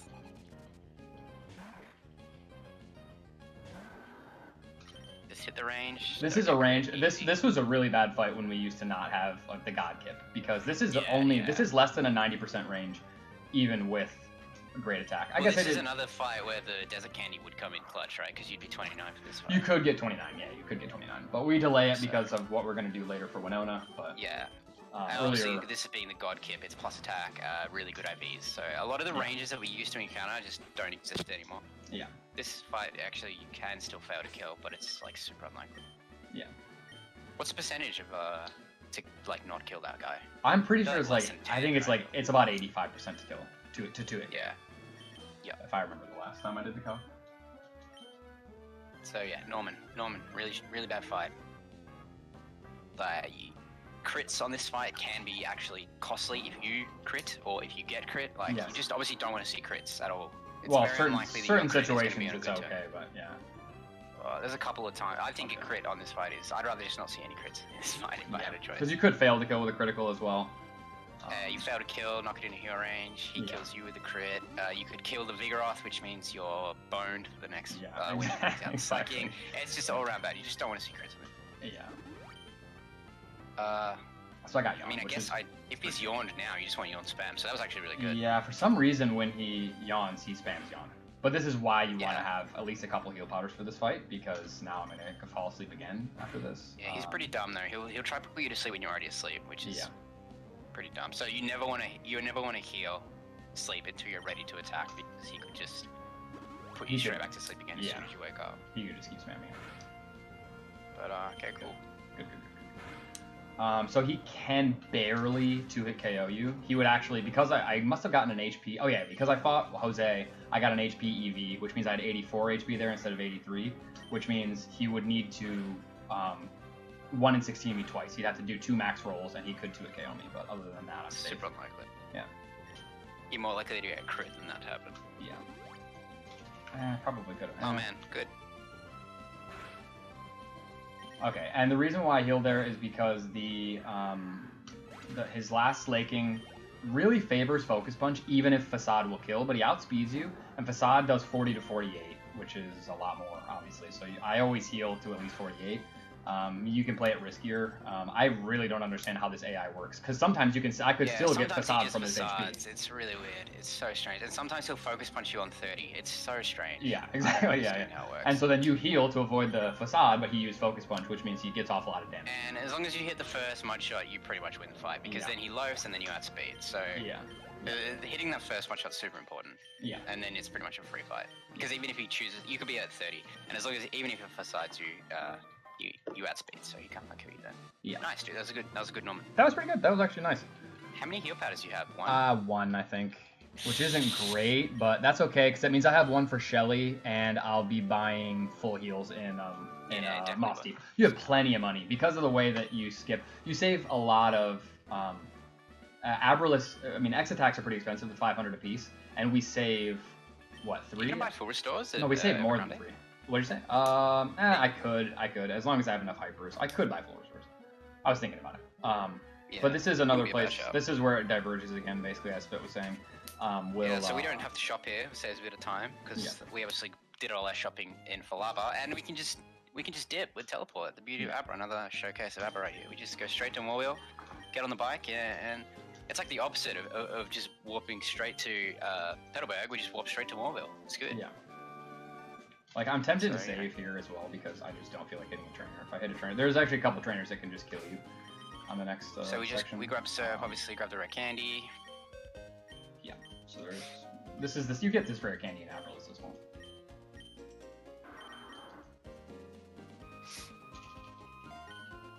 And then just don't hit the Breloom guy, and we're good to go. Did I just walk? Wait, did I just walk to Brawly's house?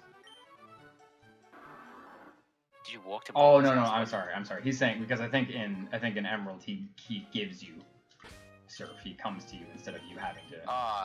Yeah, but then you also have to talk to that annoying guy who's trying to recruit you for the Pokemon Tower. Yeah, so we don't have to do that. That's true. What's that guy's name again? I don't remember. How many cutscenes is he in? I was supposed to. I think I was supposed to super repelled there. I should have super repelled in the last menu. I'm just gonna save it here because if I hit any trainers here, there's two Pokemon Rangers on the next route. I'm not trying to wreck myself and fight Norman again. Breloom will ruin your life. Yeah, Breloom. And what does the other girl have? There's one other. There's one other trainer, and I can't remember what she had. Is it the Milotic later on, or? No. There's two Pokemon Rangers on the next route that can kill you. One of them has. Oh, it's a Gloom. The girl has Gloom. I think the guy has Breloom. Yeah, Breloom's more scary than the Gloom, but the Gloom can still mess you up. Any grass type in this game is literally just like our kryptonite. Yeah. But fortunately, we only have to fight one grass Pokemon really, and it's the Roselia, and obviously the Grovyle, but he becomes a cake after the first. Or rather two, I guess. The first encounter with the Grovyle. Yeah, Scott, that's it. Scott. He's the annoying.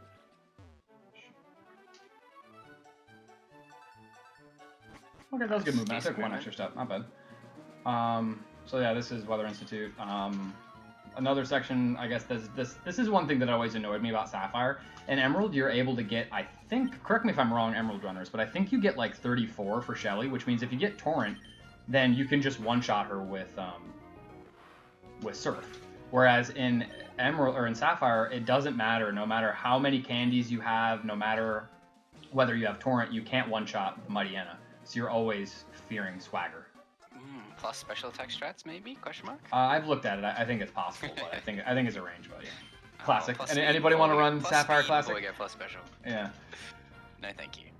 Anyone who runs Sapphire Classic has, I don't know. I got a 209 in Sapphire Classic. It's pretty decent. You guys should. Why would you do that to yourself? It was fun. I don't know. I didn't have my console, so I played it on emulator. You didn't get a 202.23 though, so it's really. I did not get a 202.23. Okay, I'm out of mud shots, unfortunately, so I'm gonna have to strength Shelly's Carvana, which is okay. But oh, okay. Is it only what is that, 7 and 8? Then fair enough. That's still a good range. What? So in Emerald, they're 34 after this fight, and we're barely 31. Damn. Yes, exactly. Yeah. So and that's just the XP difference. And I don't know if they candy. They might candy somewhere. I honestly don't. I should know the Emerald drop better than I do after how long I played this game, but I just have never really played it. Well, I mean, Emerald Rout's a lot different. I didn't expect. I don't know shit about the Emerald Route. It is. 202.23. I don't know. Is it? Yeah. This is a PG stream. We can't go into those taboo topics. Yeah, trying to keep it non-controversial here.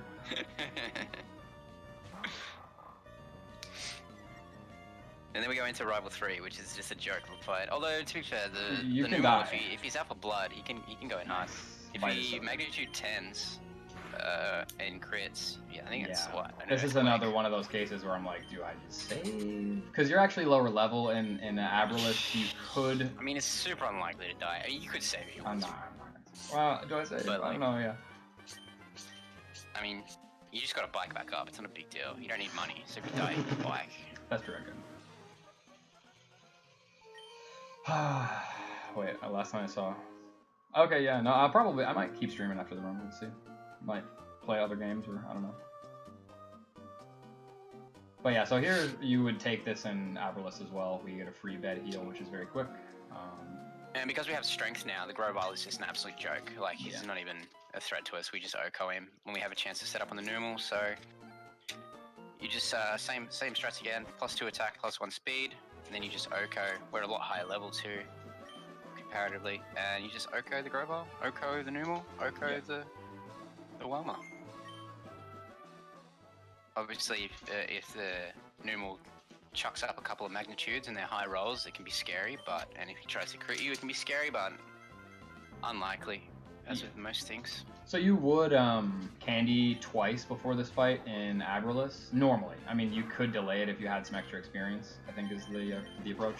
But in this, we need to delay all our candies until a bit later. So the route's going to diverge here again, and you'll kind of see where that. Yeah, because we're going to set up another warp point now. We set up a new warp point in this town, and then we continue on. Instead of backtracking and going to the gym after talking to Steven and getting the Silph Scope, or whatever it is in this game, the Devon Scope. Devon Scope. We just keep on going to Mount Pyre. So we're actually a Swampert for Winona, as opposed to a very underleveled Marshtomp. Which is, I will say, that might be one of my favorite things about the Abraful route, because when Exarian first proposed Abraful Winona with Marshtomp, I was like very skeptical, and I am to this day, because the numbers it's a sketchy fight. The numbers just aren't there. Yeah, you're like level 30, 34 or 33. I think it's 34. It's very sketchy, and it's like it's really late in the run, and it's just another one of those things that makes Sapphire just so notoriously brutal. Abra Sapphire. So.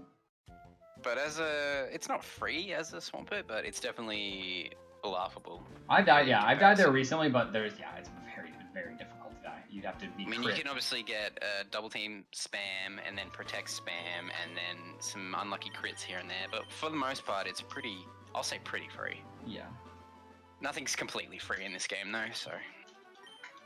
This is some tough movement. I kind of want to save here too. But I've just been saving for the RNG unit because I just don't feel big tough battle here between the Kecleon. So Heinz is going to show you what he's all about, and he's going to run away like a scaredy cat. Big brain party strats is to just run. Yeah. You know, oddly enough, I think a lot of people think, oh, well, couldn't you kill that for experience or whatever? It's never really worked out to kill it for experience. I don't even think the experience would matter. Unless it hits a certain benchmark, I don't think it would matter. Which it won't. Yeah, it won't. Yeah. And you can't especially when we're about to candy, and any extra experience anyway just is null and void. Unless you were to get all the way to 34, which is not going to happen. Top Keck, Leon. So there is a candy here I could get. We can talk about it later. I was thinking about getting it, but I'm not going to. It's actually very slow, and you don't really need it. Before we had Manips in this game, another big factor of deciding whether you finished a run or not was getting a good Kyogre. Because you could get minus special attacks, minus speeds, all these types of terrible, terrible Kyogres, which would cost you in the run. So we used to get extra candies for Kyogre to just kind of boost whatever bad Kyogres we've got. But now that we can manip for pretty much perfect Kyogres, you don't need a candy for Kyogre anymore. So you can get that and it's still safe. It makes a couple of ranges just that little bit better, but you don't need it. If you're confident on your Kyogres. In Abraful, you do, as far as I know, you still get the candy for Ogre. I feel like you should skip it because it actually is much. I thought it was harder to skip than it actually is. It does not introduce a lot of ranges as long as you're manipping for the Ogre stats. The worst range is like 13 and 16. Which is good. So you actually got on and off the bike right there as well to cancel the loading animation of the black screen. It has to do with the music. But I actually don't know. It significantly reduces the loading. I don't know how it works either, but it makes it quicker. You can actually do it there as well, but it's actually slower if you mess it up. It's very hard. Most people don't do it. It has to be like perfect for it to be faster. Yeah. And then here's just another spam fight. Although I think one of these is a range, right? You have to surf the second. Yeah.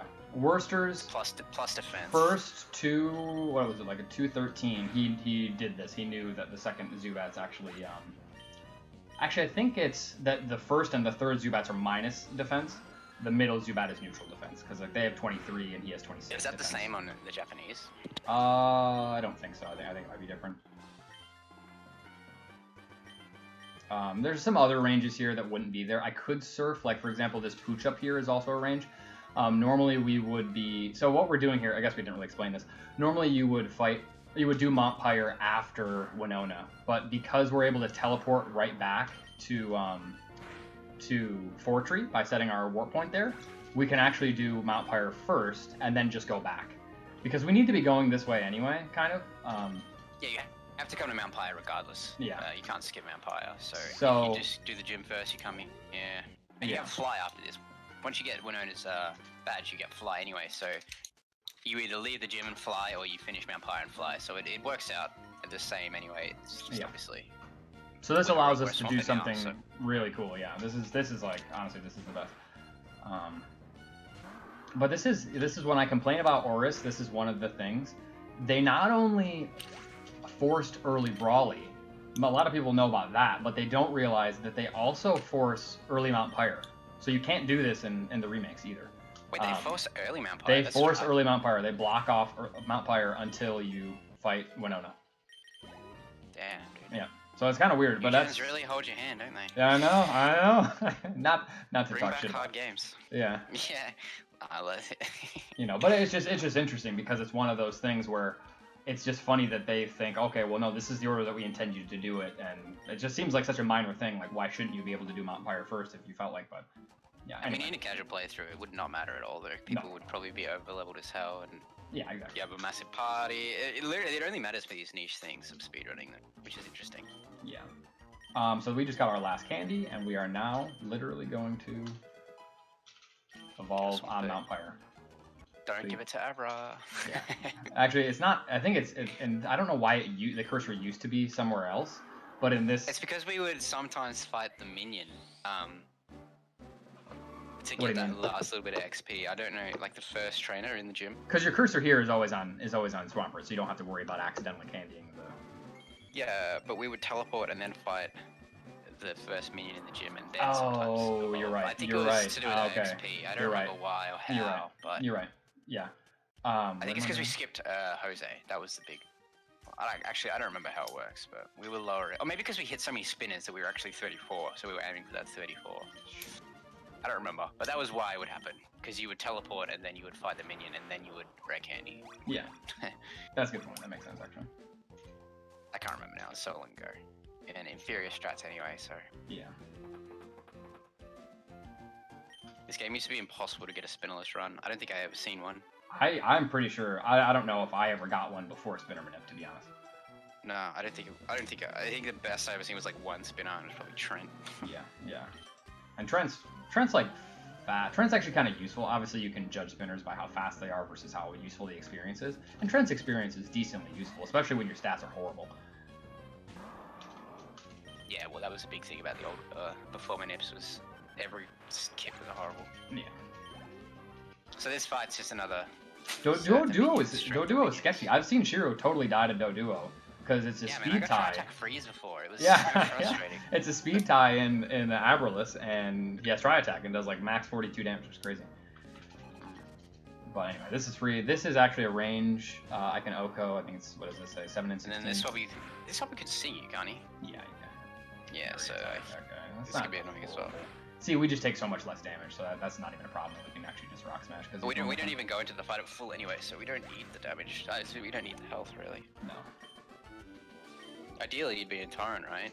Yeah, ideally you would actually be in High Torrent because you take a lot less damage from Winona, and then that would guarantee you to just kill the Swallow straight up, and it wouldn't give her any extra turns to double team. In this case, it's one turn to double team. Yeah. Instead of double team, which is common. Yeah, and so it's a little bit trickier to get Torrent because the Pelipper does a lot less damage too, and he obviously he tends to spam Protect when you don't want him to, and when you do want him to, he doesn't. So it's kind of always a toss up with Pelipper. Is the way of Pokemon. Yeah. So yeah, this is so much more free. This is another thing that saves you a lot of money because you set up to +5 in Abralus X attack, so that's 2,500 money. whereas we are just going to set up 1x attack, 1x speed, 1x special. And you can actually skip the X special if you have Torrent and go for a 75% range on the Skarm. So we'll expect. Aerial Ace is good. That's very good. Double team. Yeah, Okay. I actually got Aerial Ace. That's So nice. this is guaranteed. This is 64% in Abraful, which is the thing that makes it insane to me, because it's 64% range and it's and you have double team to hit through frequently. Usually, like almost always, you're gonna have to hit through double team. So the amount of times I've seen runners hit after missing twice and then failing to okay, it's painful to watch. See, I kind of wanted him to hit me there, but of course he's not going to. Can we please? I just need him to hit me one more time, because it's a 75% range with Torrent or at +1 without Torrent. But at +1 with Torrent, then you guarantee good. Okay, so now we got Torrent for Skarm, so we're safe. And if you miss the range, he's probably going to stand attack you. Yeah, which stand is attack, yeah. And then he can just, that's how you die in this fight pretty much, is Let me if you go just stand make attack. sure I know the damage here. So Altari doesn't really do much, but we might have to heal if... Oh, no, we're actually safe, as long as we don't I get think he crit. does 35 and +1 or something like that. So He does max because you 34. outspeed Yeah. as long as he DDs. One, I think you're fine. Yeah. I Okay. think you're fine. We're Unless he safe, crits, as long as he obviously. doesn't crit. Dragon Breath Para is also a concern, but that's really it. But she'll usually favor DD because you outspeed though. And because she can't kill you. Yeah. Damn, wow. She crit me. She crit you? She Oh crit my me, god, yeah. that is. This is the, remember what we were talking about earlier? What? Oh, you think you're gonna do runs after this? Oh, yeah, no, no, that was a perfect fight. That was a freaking perfect fight. It's okay. That's okay. We needed one of those. I'm okay with Yeah, whatever I mean, happens as long as The gym leaders have been. I mean, you only reset on the. Flannery and Yeah, the Flannery. yeah. Yeah, I feel bad too because I mean I feel like this is pretty good proof of concept. You can see how much better this is. Yeah, but again, What? in Pokemon speedrunnings, if it's gonna go wrong, it's gonna go wrong. It's gonna go There's no wrong. stopping it. Yeah. Aerial Ace was max, what, 31? And yeah, I was at 39, so I was safe. That's the fun of playing a game that is probability. Yeah. And now I'm probably not going to get Torrent, and then I'll get trolled by the... But chat knows that if Heinz was good at this game, he wouldn't have got crit there. Exactly. So get good, Heinz. I don't have Torrent now, so this is going to be... This is okay, because it means I won't have to heal before Matt, because if I take a lot of damage here, which you're frequently low HP after this, I'll have to heal before Matt. But you don't want to be too high HP because then obviously you get concerned for TNL because you Yeah. probably won't take that much damage. in But the you next also couple have, of but you fights. also have to be concerned about Zatu, and you have to be out. You have to be higher than- It's that whole skating that line of not being high but not being too low. It's a which is why all these extra little potions and super potions can come in really clutch in the late game Yeah. because they can be the difference between dying and being absolutely safe. I'm glad you reminded me because I actually do have I you have have two two. potions. You have two I have two potions. potions, so that's really good. So I'll keep that in mind. Yeah, I said that earlier. They're gonna yeah. come in clutch with Zatu. This is exactly the type of situation where you really value a potion, or that's sort of Which part is of the run. why the whole 1 super and 2 potions in that first shop are actually clutch as hell. Really nice, yeah. In Abraful, you really need you buy 3 supers in Rustboro, and you really kind of need those. What was that? Wow. Mostly this because you is- fight Brawly and you're likely to use 2 of them for Brawly. Exactly, yeah. So you have to heal the full. Well, honestly, if Obviously, you have in to a perfect super, situation. if you have to super on Brawly, then your run's probably dead. But there are some, of course, there are some situations where you can save a bad fight. But super you into do. crit. What do you mean? If you crit him, yeah.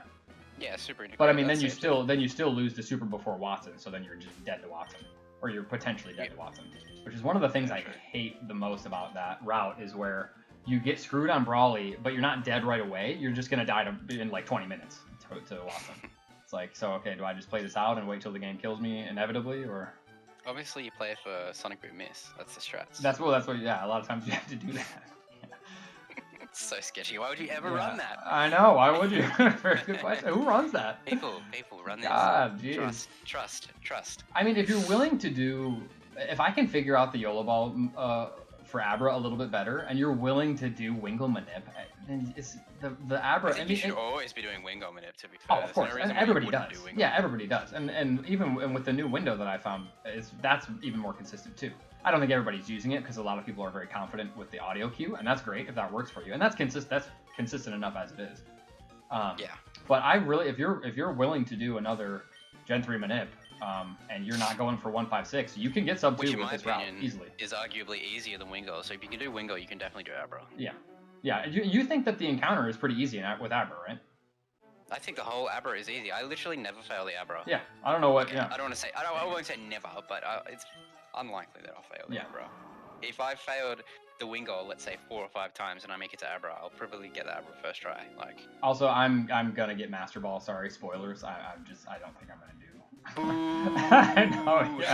Yeah. I'm just. Yeah. You've all seen Shiro do it. Well, give it one try, and then. I can. Yeah, I can. Just give it one go to try highlight, and then throw Muscle. I can. Yeah. Can you do that? I thought about it. I've already lost kind of a lot of time. I'm trying to look at my pace right now. I'm probably. We ain't going for any route. We're showcasing it, and we. No, you're right. Yeah, I'm just thinking, could I lose 10 minutes? Probably not. And it's not like it matters that much, but. Just throw Muscle Ball second to try, easy, Yeah, and then it's the same anyway, isn't it? So. True. So it's not actually gonna lose you any time. Exactly. But it'll be just like second try, because I'll get it first try. Well, it'd be worse. It'd be like third try, because you're actually getting Muscle Ball. Yeah, exactly. But still, you should definitely try it. Might as well. I'll try. You have the money for it. Your money's not tight enough. Yeah, exactly, dude. Yeah, you have a lot of money. Do it. You just gotta remember you're gonna have to go down 2, I think, in the Pokemon in the ball throw menu. No, just down 1. Well, you gotta go to Muscle Ball anyway, and Pokeballs, don't you? No, because you sell Pokeballs. And Great Balls. You're right.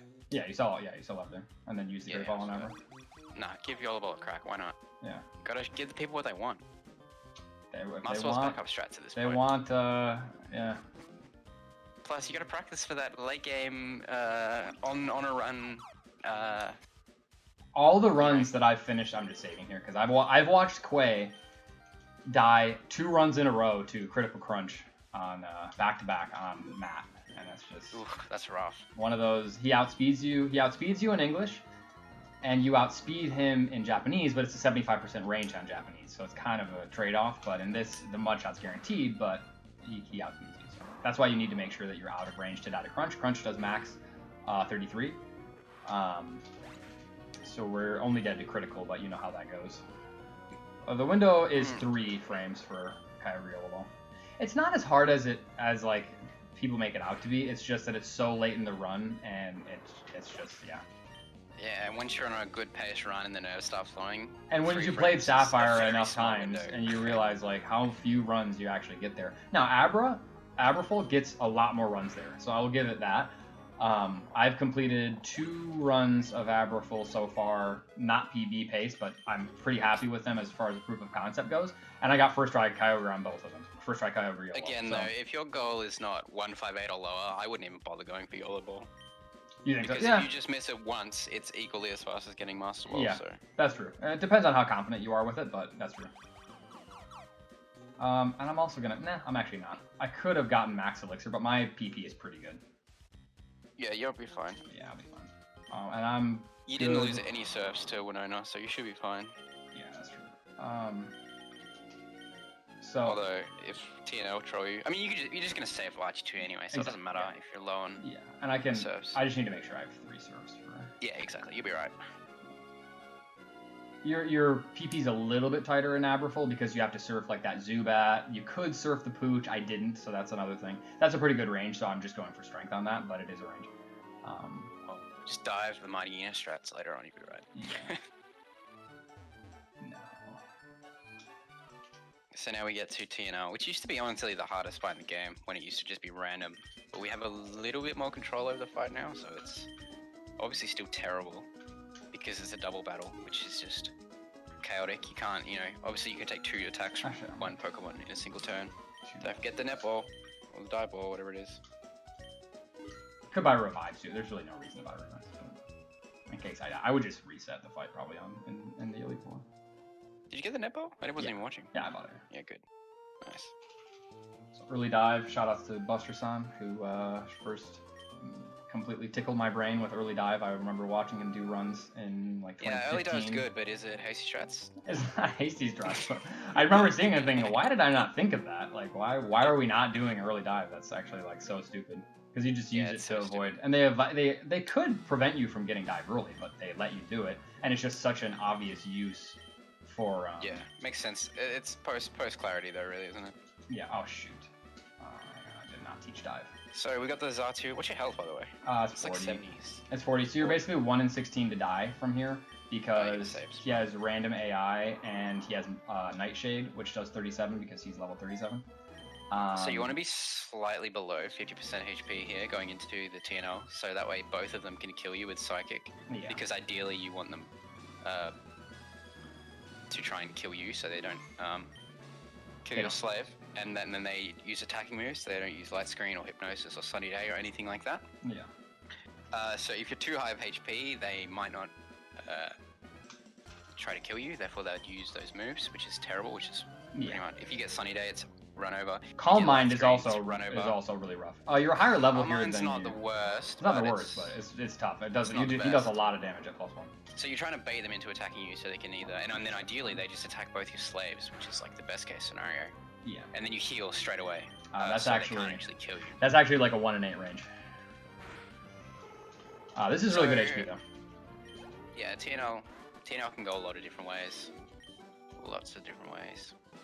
But we're gonna see what we get. So he's a good HP right now, which means he's obviously dead to both of them. No, I actually live the Soul Rock. Soul Rock I think does max for 42. I have to double check. With a Psychic. Yeah, I'll double check. It's on my notes, but yeah, right. Because you're actually higher level here. You'd be 37 in Abraful. What's the win rate? Like 70%. If you enter with HP like this, it's like 70%. It's really not as bad. As soon as you're above 50% though, it gets very, very sketchy very quickly. Yeah, it's sketchy. Because if he turns on Sunny Days, he just Solar Beam spams you and you can't do anything about that. And if you get Light Screen, they both have boosted special defense and you can't do much about that either. Pretty much crits is what you need if that happens. Yeah, he does max 42. So the Soul Rock, basically they're 50-50 to target you or your Swampert or your slave. And if they target you, then then they make a decision on their move based on who they target and what their HP is, of course. So Sorok's probably gonna Solar Beam turn 1 then. Well, it's 50-50 because if he targets, oh wait, then I almost didn't heal. We'll see what happens. So we'll Energy Powder. This way we live a hit from Lunatone in case we get targeted by Lunatone, because if Lunatone targets Swampert, you will Psychic. Yeah. We got Sunny Day, or we got Solar Beam. Yeah. So now you want to dive. And I'm actually gonna. Which is why dive is so good. I don't really have any other healing items, but I'm gonna heal there. That could be a misplay, but actually, was that a misplay? I don't know, because you don't really need Torrent, and Torrent I think could hit him into heal range if I'm not mistaken. No, I would have healed that definitely. Okay, because I think Torrent dive can hit Soul Rock into heal range. Not if you're level 20. Should I have gone out to cast form? That's the other thing. So you have another slave here, but with Abra. But I probably should have gone over to cast form there. Nice critical. Never mind. I think we're good. Okay. Yeah, that's good. Now you just crit dive, nice. Yeah, I just crit dive. Now we're gonna lose a lot of time to Abra. I should have brought out cast form, I think, but it's a little bit sketchy, especially when you're at full HP, because you can't be the right move though, because if she attacks, there's no right or wrong way to do it. You don't know who you don't with this. Yeah. Because if you bring out cast form, she could have just attacked you anyway, you know. Yeah. I hope that's not heal range. She used hypnosis anyway, so it wouldn't matter who you brought out. Yeah.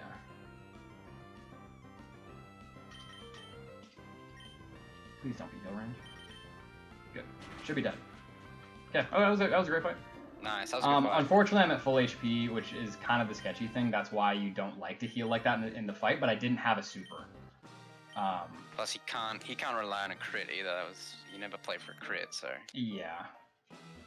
Man, this is actually pretty good. This is not bad. Okay, this is kind of cute. Okay, so we're at basically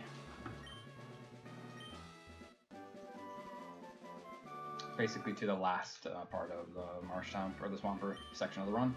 It's tough to get to the HP that we want from full HP, but we'll see what we can do.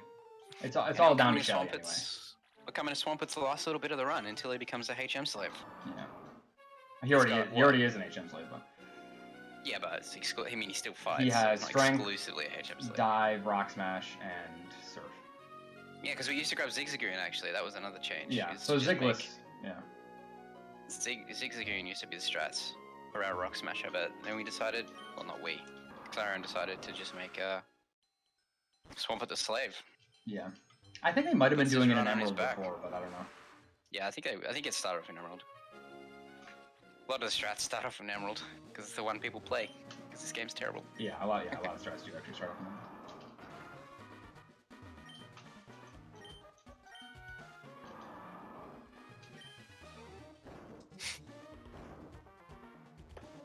Could Abra % win? God, that would be nice.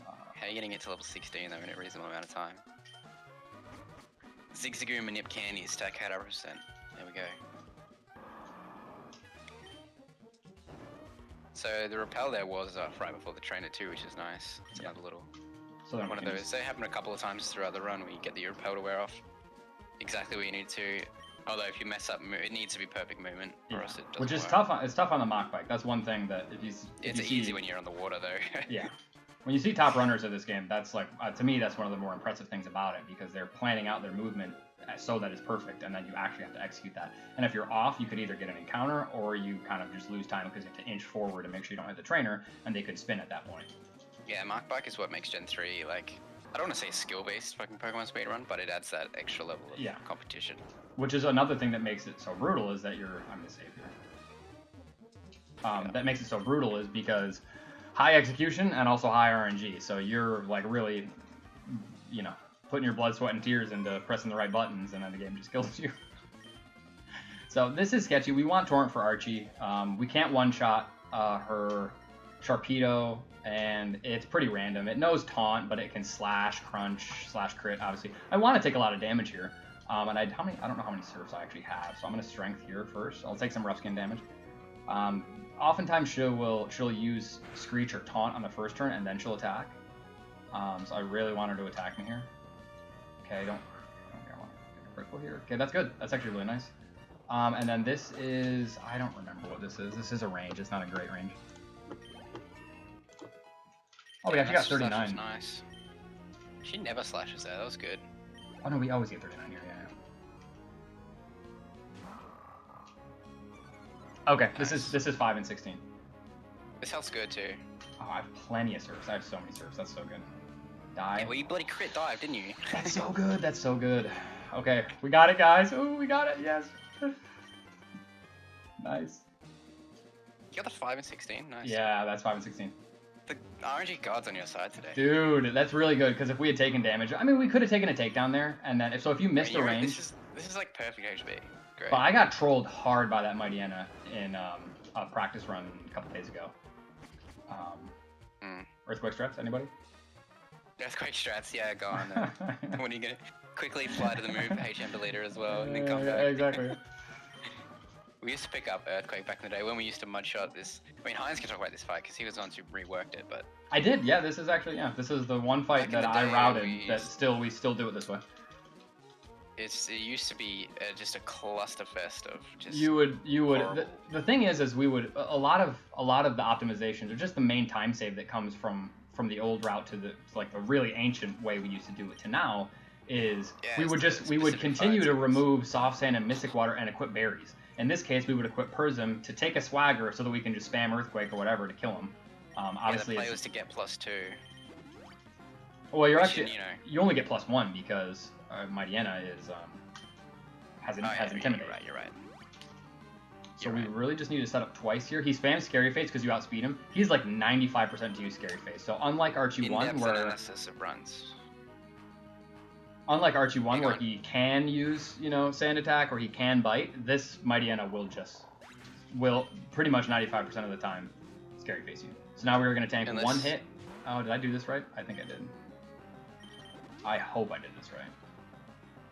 The only time he will swag you turn 1 is if you get a single segment world record. Now we just can't get critical. And we're good. Okay, we're good. Nice, dude.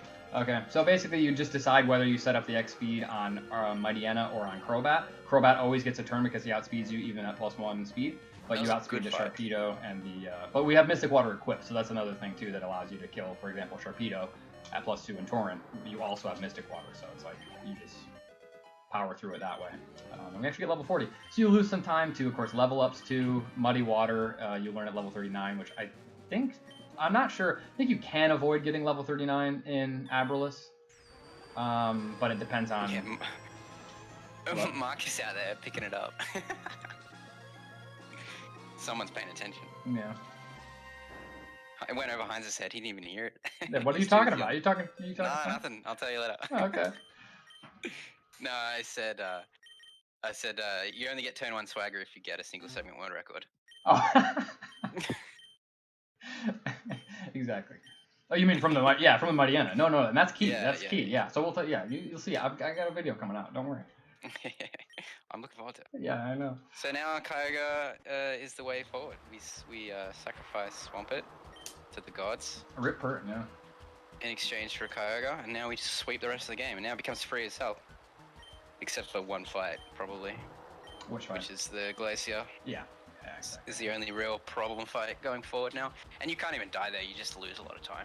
Well, because we used an extra candy, and we also lost a candy from the Abraful, from what the Abraful route would have. Abraful, when it's going from Petalburg to back to Mauville to go to Fortree, they pass through Route 110 with Surf. So you can get the Route 110 candy. We never pass by Route 110 again with Surf, so we can't get that candy. So if we want a candy for Kyogre, we have to get the lake candy, which is the one I was talking about that I skipped. You can get an encounter there. It's also kind of slow out of your way. And also, I just kind of like showing this off without it. Obviously, God knows I'll miss some of these ranges, but it's actually very doable. I'm surprised how doable it is. And it really helps Abraful compete, because otherwise you would lose that much time to just going to get an extra candy. When you're already going to get desert candy, you're already... losing all this time to Briny and the center and blah, blah, blah. So it's a lot of candies. Alright, let's get some hype in the chat, because we're going to get the Yolo Bowl. We're getting the Yolo Bowl, Heinz. It's happening. Okay, so we just got to set up our flow timer here. Let's get the Kevin Turtles spamming for that Yolo Bowl.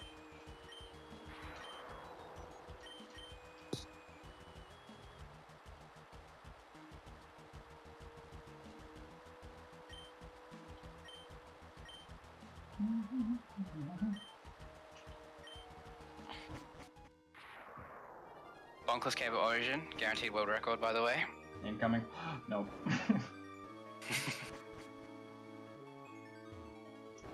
I'm really bad at this. Yeah. I just dismount on the third floor. I think you always dismount on the fourth floor, but don't even run, just walk. Yeah. All right, here we go. This is it. Okay, here we go.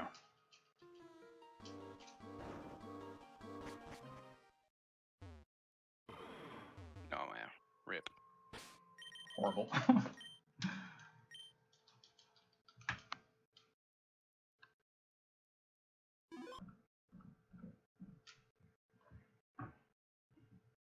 Let's do it.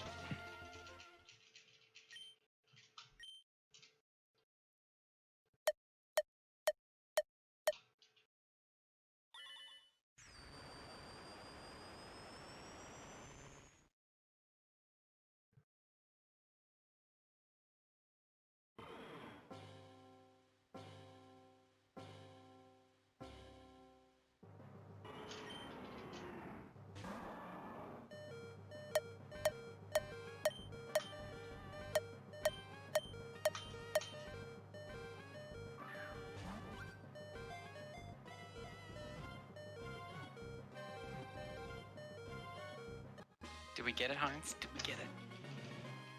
We'll see if we got stats. Oh shit, he got it, dude. The hype. I told you got this. Let's give it here. What are you gonna call it? Esper Split. So we'll see if we got stats here. I could have been late on the Damn. stats. I could have been late on the stats. We'll find out. Yeah, that'd be a bust out right there. 157, Get the yellow 157 in there, baby, in there. Yes. Okay, hasty. So yeah, so See, I told you we you got this. dude. So yeah, we'll teach Surf later. We need Hydro Pump for Whiscash. So that's the yellow ball, ladies and gentlemen. Aren't you glad you went for it now, Heinz? I am glad. I feel good about that. That's nice. That's nice. Actually, really cool. That's what I'm saying though. It's more consistent. So one of the things that happened back in the day when it first came out, I thought it was impossible, and I could not believe anybody was going for it in runs. And it turns out that it's because what we were doing is, well, hang on, let me just do this menu. Yeah, some of the hardest menuing in the game. Yeah. So much to do. What we were doing is we were, you know, so the cluster is like frame 810 or something like that. It's actually later, but we call it 810. So it's somewhere in the 800s, which means you actually have a few seconds to wait until you get until you have to input the button for the stats. So you get the stats when you clear the text on the Kyogre. Okay, in before Wanley strats. Are you gonna save before the bloody puzzle No, or after I it? don't. No, I don't do Wanley strats. Dude, the puzzle gives me nightmares. I know. I fell one time and I can't ever do it. I never fall, but at one time it scarred me for life. If you fell right now and went back on that yellow ball, I would Got be him. so mad at We you. save after the puzzle. We save after the puzzle. Got Big him. boy strats. Yeah. The big boy strats. Big boy strats. Yeah. Anyway. What was I saying? Oh yeah. So what we would do is we would save like at the beginning of that room and then run to the Kyogre while we were waiting for to do the input. So it saves some time because you do that movement. However, because you're taking steps and you can't control your step count, it's hard to explain, but basically your step count can advance RNG. And if your step count rolls over, it basically is on like a 128, I believe it's 128, somebody could correct me, 128 step counter, where it increments by a certain amount. It's actually the number of Pokemon in your party, I think, every 128 steps. Well, if it rolls over while you're walking up to the Kyogre, all of a sudden your RNG's off, so your input's going to be, you're not going to be able to, okay, your timing's going to be messed up. So what you do is you save the exact tile before the encounter is generated, and actually because of that, event tiles, so anything that would start a cutscene, for example, you know, walking next to Mr. Briny when you are entering Rustrift Tunnel to save Pico or something like that, or you know, walking next to the little guy before you get Mudkip. You know, that doesn't increment your step counter. So it just makes it that much more free. It removes the RNG essentially, Yeah. and it just comes down to can you hit the frame. Yeah. So that means It's actually so once we figured that out, and that was actually very recent. Once that was figured out, and the reason why it wasn't a thing in maybe Amoeba could correct me on this. I believe the reason why it was never a thing, we used to think, well, why is Rayquaza so much better of a YOLO ball than Kyogre? It's only one more frame. It's a 4-frame window versus a 3-frame window. But to generate the Rayquaza encounter, you have to talk to it, right? So like you have to save in front of it anyway. I got confusion. That's okay because we got Prism. So you have to save in front of it anyway. So that can't even factor into the equation with Emerald. So that was only so once we figured that out and I started doing it, I thought, oh my god, okay, this is actually a perfectly doable manip. Do I think it still sucks? Yes, because it's, you know, an hour and 30 minutes, 3/4 of the way into a Sapphire run. But, you know. We got it though, so We got it. We got it. And we got, let me pull out my Kyogre notes here. We actually You got... just completely glossed over Wallace, by the way. Sorry, yeah. you just spam Shockwave, yeah. Okay, so the thing on Wallace is, if you get the mild... Just don't get confused. Yeah, but if you get the mild, then basically you don't have a good thing to set up an X-Spec on. You need an X-Spec to kill to OHKO most of that stuff, and also two-shot the Milotic. And you don't really have a good thing to set it up on besides the Whiscash, but the Whiscash has Amnesia. So if he uses Amnesia, then you have to Hydro. Because the other basically the stat options are mild, hasty, hardy, and calm. And obviously calm, hasty, and hardy are all neutral special attack.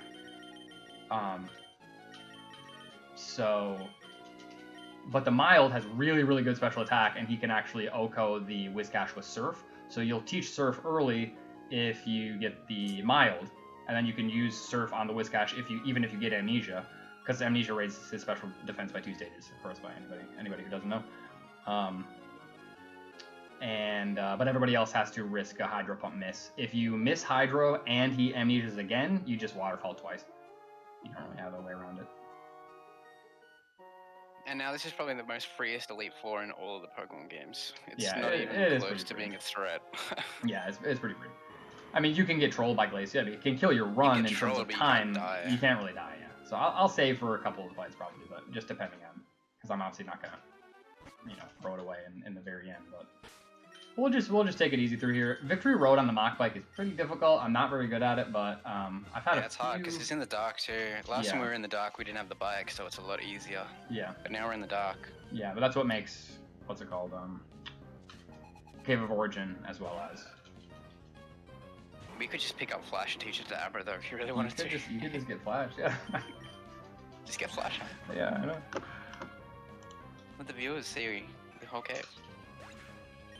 So we're a level lower than we would be. Like I said, I skipped the Ogre Candy. Normally in Abralus you use the Mount Pyre Candy, which is very quick to get. So that's one of the reasons why I just skipped the Lake Candy, because it's very slow. And you need the Pyre Candy for Swampert because you need three candies in Abraful because you need to get to Swampert in order to make the best use of the route. Because by getting Swampert on Winona, you're able to skip the shopping because you save so many X items between Flannery and Winona. So otherwise you have to take a second shop in Petalburg, which is what Abralus does. So these fights are pretty much all one OCOs, and it's just PP management really. Yeah.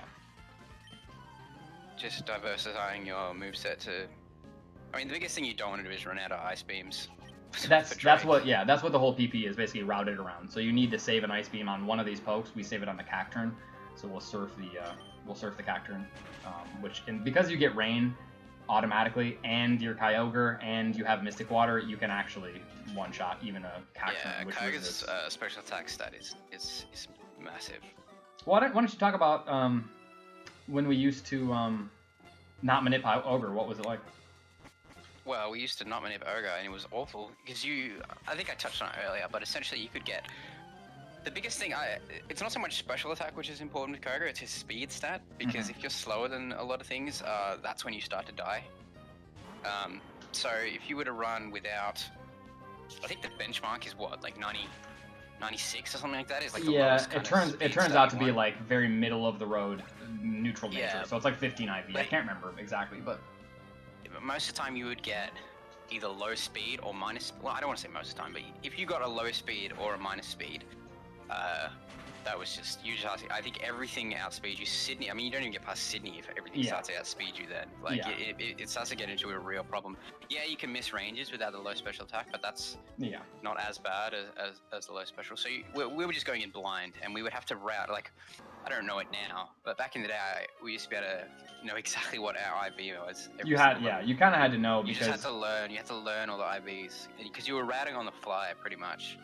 You had to decide. The main one is Glacia, right? Because of light screen. Yeah, the Glacia is the biggest one. If you don't outspeed the Glacia, she light screen. The Glalie, turn 1, she would just light screen, which obviously boosts special defense. She won't always. Well, no, she'll hail first, but then that gets rid of your water boost, which means you need to set up the X specials in order to one-shot the Glalie, as opposed to outspeeding it right away, and then you just one-shot it, and then you don't even. And the other Glalies, as far as I know, don't actually have light screen. They all have a hail. Everything has hail. Yeah. Okay, which is a pain in the ass. So we'll teach Surf here. I'll save. Do I want to save? I mean, why not? I mean, at this point, I'm not trying to save all the time. This is actually really. What can you die on? Just missing the Gardevoir? The Gardevoir is a range. But I mean, I don't think he'll kill you. A double team. You should have just kept Hydro and Hydro at the Gardevoir. Double team. Yeah. It's about the same odds. It's actually slightly better odds. The range, because the range is like 82, and the true. Yeah, this is Wally. Wally's been fighting hard. He's been training up, and he's an absolute joke. So we'll surf this to save an Ice Beam. Where's my notes here? Here it is. Yeah, what do we have? I have Hasty. Yeah, it's 81, so it's 13. So the Hasty is nice because you can actually skip X speed on Drake, which is pretty good. Some minus time save. Yeah. You Which actually. I actually think, in a perfect world, I think the Hasty is the best kit because no other kit can skip the X speed, but they can all hit the ranges. So Yeah. One in a of perfect the world, Hasty in would be the best. one of the Hasty's reasons. the way to go, man. In every situation, I'm telling you, Hasty. No, yeah. Oh, yeah. You want to talk about hasty strats? Talk about hasty strats. You want to talk about Hasty strats? No, you do it. Yeah. All right, fine. We'll talk about Hasty. Hasty strats. Hasty was one of those just like once in a lifetime. That was like my favorite Back part of Sapphire back in the day. When I don't remember when it was. It was 2015. It was before because it was before all the manip. It was Was single it when we segment had the manip. cluster, the It MEM was- cluster? Oh, not the MEM, the Mountain cluster. Is that when Yeah, Hasty came? yeah, because it was right after that. Because we realized, okay, Mountebank's cluster is great for consistency, but the stats are horrible. Yeah. Back when we couldn't get the God kit, which is the 148, which is the kit we're running now, and all of the kits were subpar anyway, which means they all had range issues. This kit eliminates so many ranges; it's not even close to being competitive. Yeah. But it's insane. back when the ranges were on par with each other, whether you were plus boosting natures or not, the thing that was consistent was being plus speed nature, which just outsped everything. A lot of things. It- Yeah. it- a lot, well, yeah, not everything obviously, but a lot of fights, you would just outspeed them, and you know, if you outspeed and kill them first, and they can't actually damage you. TNL was so ridiculously free with a plus speed nature Yeah. because Sometimes it's just that one turn of setup that changes everything. Yeah. not just being outspeed everything, it just made such a difference. Like the Golbats, I think you would outspeed it well and things like that. It was actually really good. But unfortunately, once the 148 came out, Yeah. Then it was just it was all over. rip every was- other bloody. I mean, it's better too though because typing. single segment manip.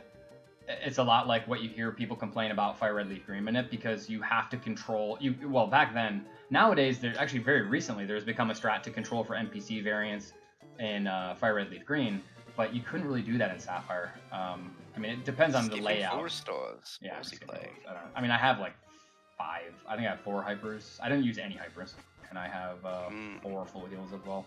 The main thing is Body just running slam. out of full heals on Glacier. And then Toxic turn 1. Ooh, let's see Yeah, it. Toxic turn 1. Even if you're full HP, you still live. It's even Toxic turn 1. So yeah, once we were able to manip for Kyogres, going back to the Ren Kyogres, it just the Elite Four became so free because you could. I mean, the biggest thing with manipping Pokemon is that you could have consistent stats to work off, so you could have a consistent route every single time. You just always know what you're gonna do. You don't have to make any Instead decisions. of routing on the fly, you just know, okay, this is a range. I mean, there was a time right at the end of 2014, right before, I guess manips, even single segment manips became a thing. We had started routing for different natures and different stats, but once you had a set group of stats and natures to route for, it just made the work a lot easier. Yeah. And you don't have to pay Which is attention good. to your stats when you're leveling either. So that's like a big thing. Yeah, you just That's know. why I You don't have enjoyed to- running Classic. It's kind of fun because you do Yeah, it was have good. that you have that same sort of kind of unpredictability variance that we used to have with kind of all the modern knowledge that we have, like spinner manip and things like that. That changes everything. But I mean, it'd be fun for it about still 10 minutes, sucks. I can Yeah, imagine. And it's- then when I start dying to missing ranges, I'd be like, Well, no, why it's am I not. playing this? It's not that Gotta you go." miss ranges. It's just that you have to reset for stats. So I got like a 209 in Classic so far, and I just never got to a point where I was resetting for first try Mudkip. I would just save it before the bag. That was the other thing too, is even before we could manip, we weren't allowed to save in front of the bag. So we still could only try for one kip every single run. You know what I mean? Yeah. So that was like Yeah. resets were very, very inefficient, very slow.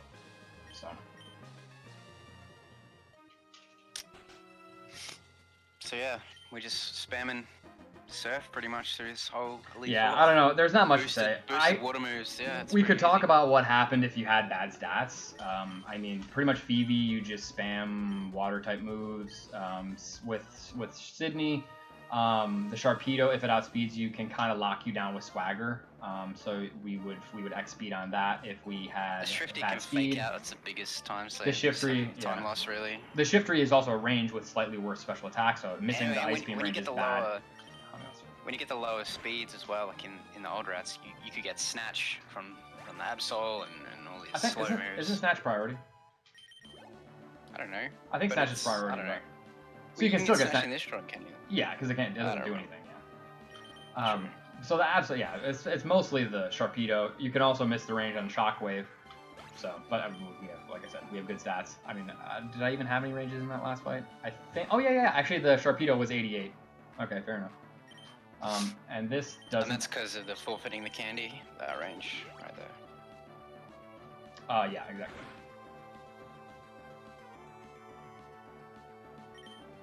Waterfall. So the Sableye has all attacking moves, so he can't troll you. So you just set up.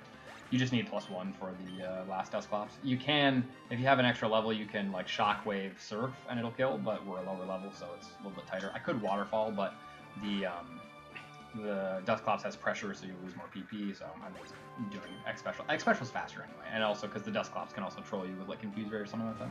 So ideally, if you have Para's slow too. No, you can't pair it with Shockwave. You can't? No, no, it just never misses. Oh, that's alright. Yeah. I mean, I guess if it never missed. No, I think you're thinking T-Bolt, dude. I think you're having T-Bolt flashbacks right now. Let's not go there. Yeah, T-Bolt, baby. Oh god, that was... T-Bolt's an embarrassment. We won't talk about that. That was always slower. It was always slow. It was it was always worse anyway. I mean, it was just. We knew it was slower though. Yeah. Basically. Never claimed it to be faster. Yeah. It was consistency we were after. It was consistent. Yeah. It was a different time, Hines. It was a different. It was a different time. Yeah, you can't judge it by modern standards. These spoiled kids today. Rock Tomb. It's funny. Okay, funny. I should have said this, SS. So, after I routed this, Ringo, who's the Japanese Sapphire runner, actually he runs a lot of different games. Very good runner. Picked up Abra for the Japanese version because he knows. Marcus. You shut the hell up right now. He knows that you actually can skip a trainer using Abra in Japanese. So he got a really fast time recently using the Abra route. So he rerouted it for Japanese after he saw my run, and I think it's that close. You only skip one trainer in Japanese using Abra, but it's so that I'm saying that's how close Abraful is to Abraless. The fact that it's actually faster in Japanese, or it had the potential to at least beat the record. I don't know how it could ultimately go. I think it depends on a lot of things. But my point is, he actually used Rock Tomb in that run, and I can't figure out why. I haven't really reviewed his whole run, but he used Rock Tomb, and he used Rock Tomb on Grovyle as well, which is hysterical.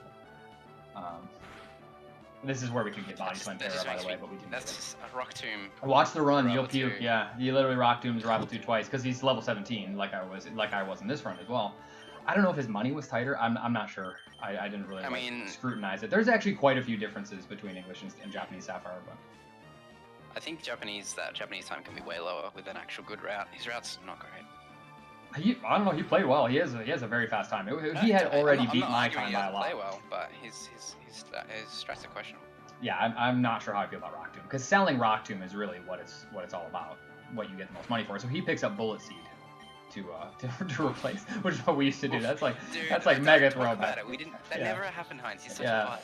Yeah, I mean that was We also didn't pick up about 20,000 berries either. That did not happen. Yeah, I don't recall that happening. Yeah, the berries. That was the real.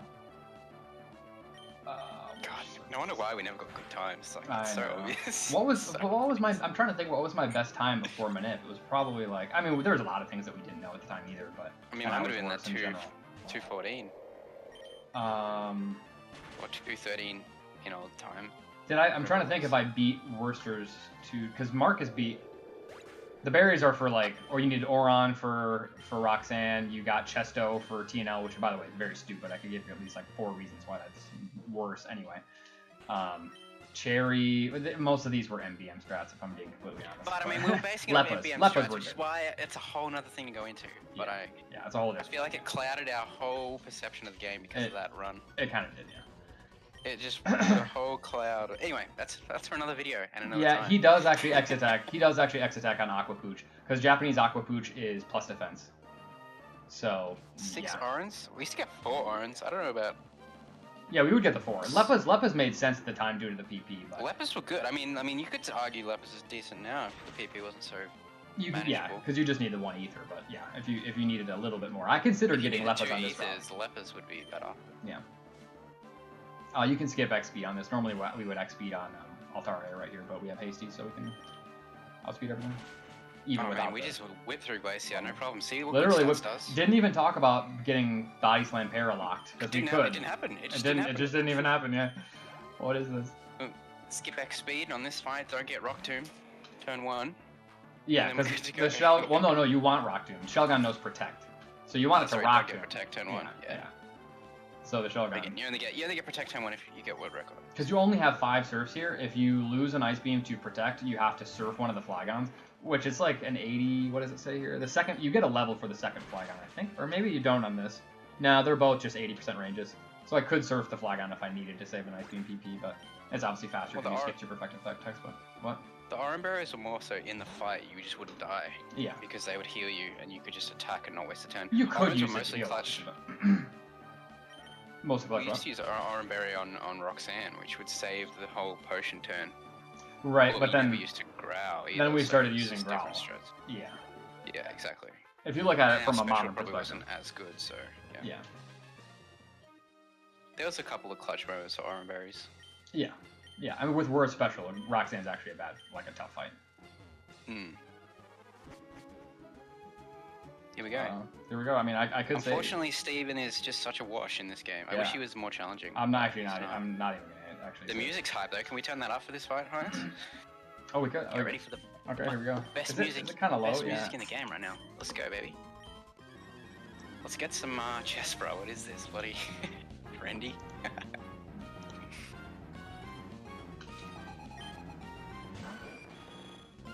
Let's get some hype for the music.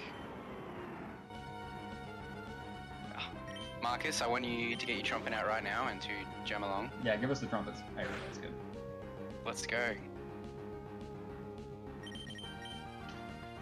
Okay, GG. It's over. Yeah, GG. Just don't accidentally not surf the Credilli. Yeah, basically the main thing for this fight is you need at least 2 surfs because you have to surf. The only way you The lose the Metagross. Elite Four is if you misplay. Oh, well, or you get completely destroyed by Glaze. Yeah. I've got. I mean, that doesn't hey, kill you though. It doesn't Scroll kill you.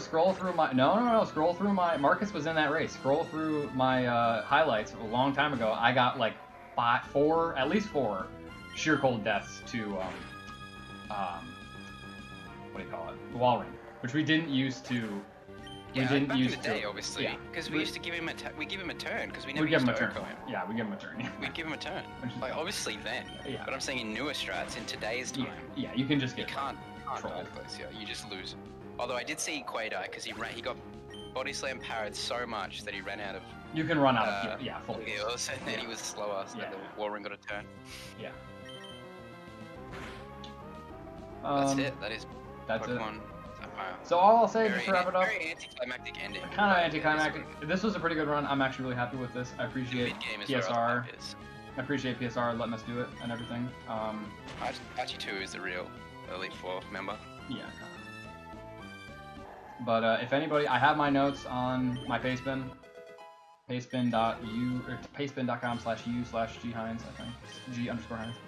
And if you're willing to put up with one more Gen 3 Manith in the early game, I think it's a lot of fun. Oh, yeah, I get on it's a good lot trade-off. more runs. It's a huge trade-off. Yeah, I just enjoy it. I think it's a fun run to do. If you're not trying to go for a Sub really 2, low time. No, you can get sub 2 with this route easily.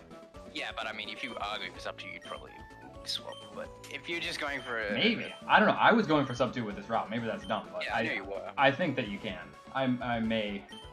Yeah, I'm kind of questioning my life. I right mean, now, you can but get 157 with this run, really. You could. We've already talked about that. Yeah, You can you get could. 156 with good and early game. Yeah.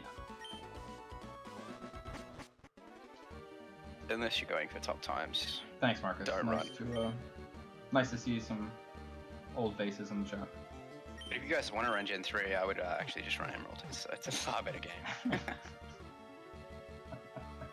Yo, Vince in the chat as well. Vince, that's a crazy off throwbacks. Didn't even notice that. It is. It's 2014 all over again. It is. Wow. You remember that? I don't. Me neither. Yeah. Good times. Thanks for the run, Heinz. You played well. Yeah. No, thanks. Thanks for commenting. Hype on the overball too. Well done. That was crazy, man. Alright, Amoebas, I hope maybe Amoebas there on time. I don't know, but I'm about to just end this. Oh, he's already stopped timing. Okay, cool. Alright. 2:10:27 for a marathon time. It's pretty good. 201, yeah. 2:01. What are you talking about? 2:01. Oh, Oh, yeah, 2:01, in game. yeah. I was In talking game, about these yeah. actually. Oh, yeah. Sorry, yeah. Anyway, so yeah, I think it's Yellow Race. Good luck to those guys. Thanks everybody for watching, and hope it was fun. What are the main? Oh, Yeah, you can this just... yellow race is going to be pretty hype. Yeah, I think it will be. All right, thank you very much for that run. Thanks, Spitfire, for the commentary, and everybody stick around. We have one more run left of 2020's PSR Marathon. Don't go away.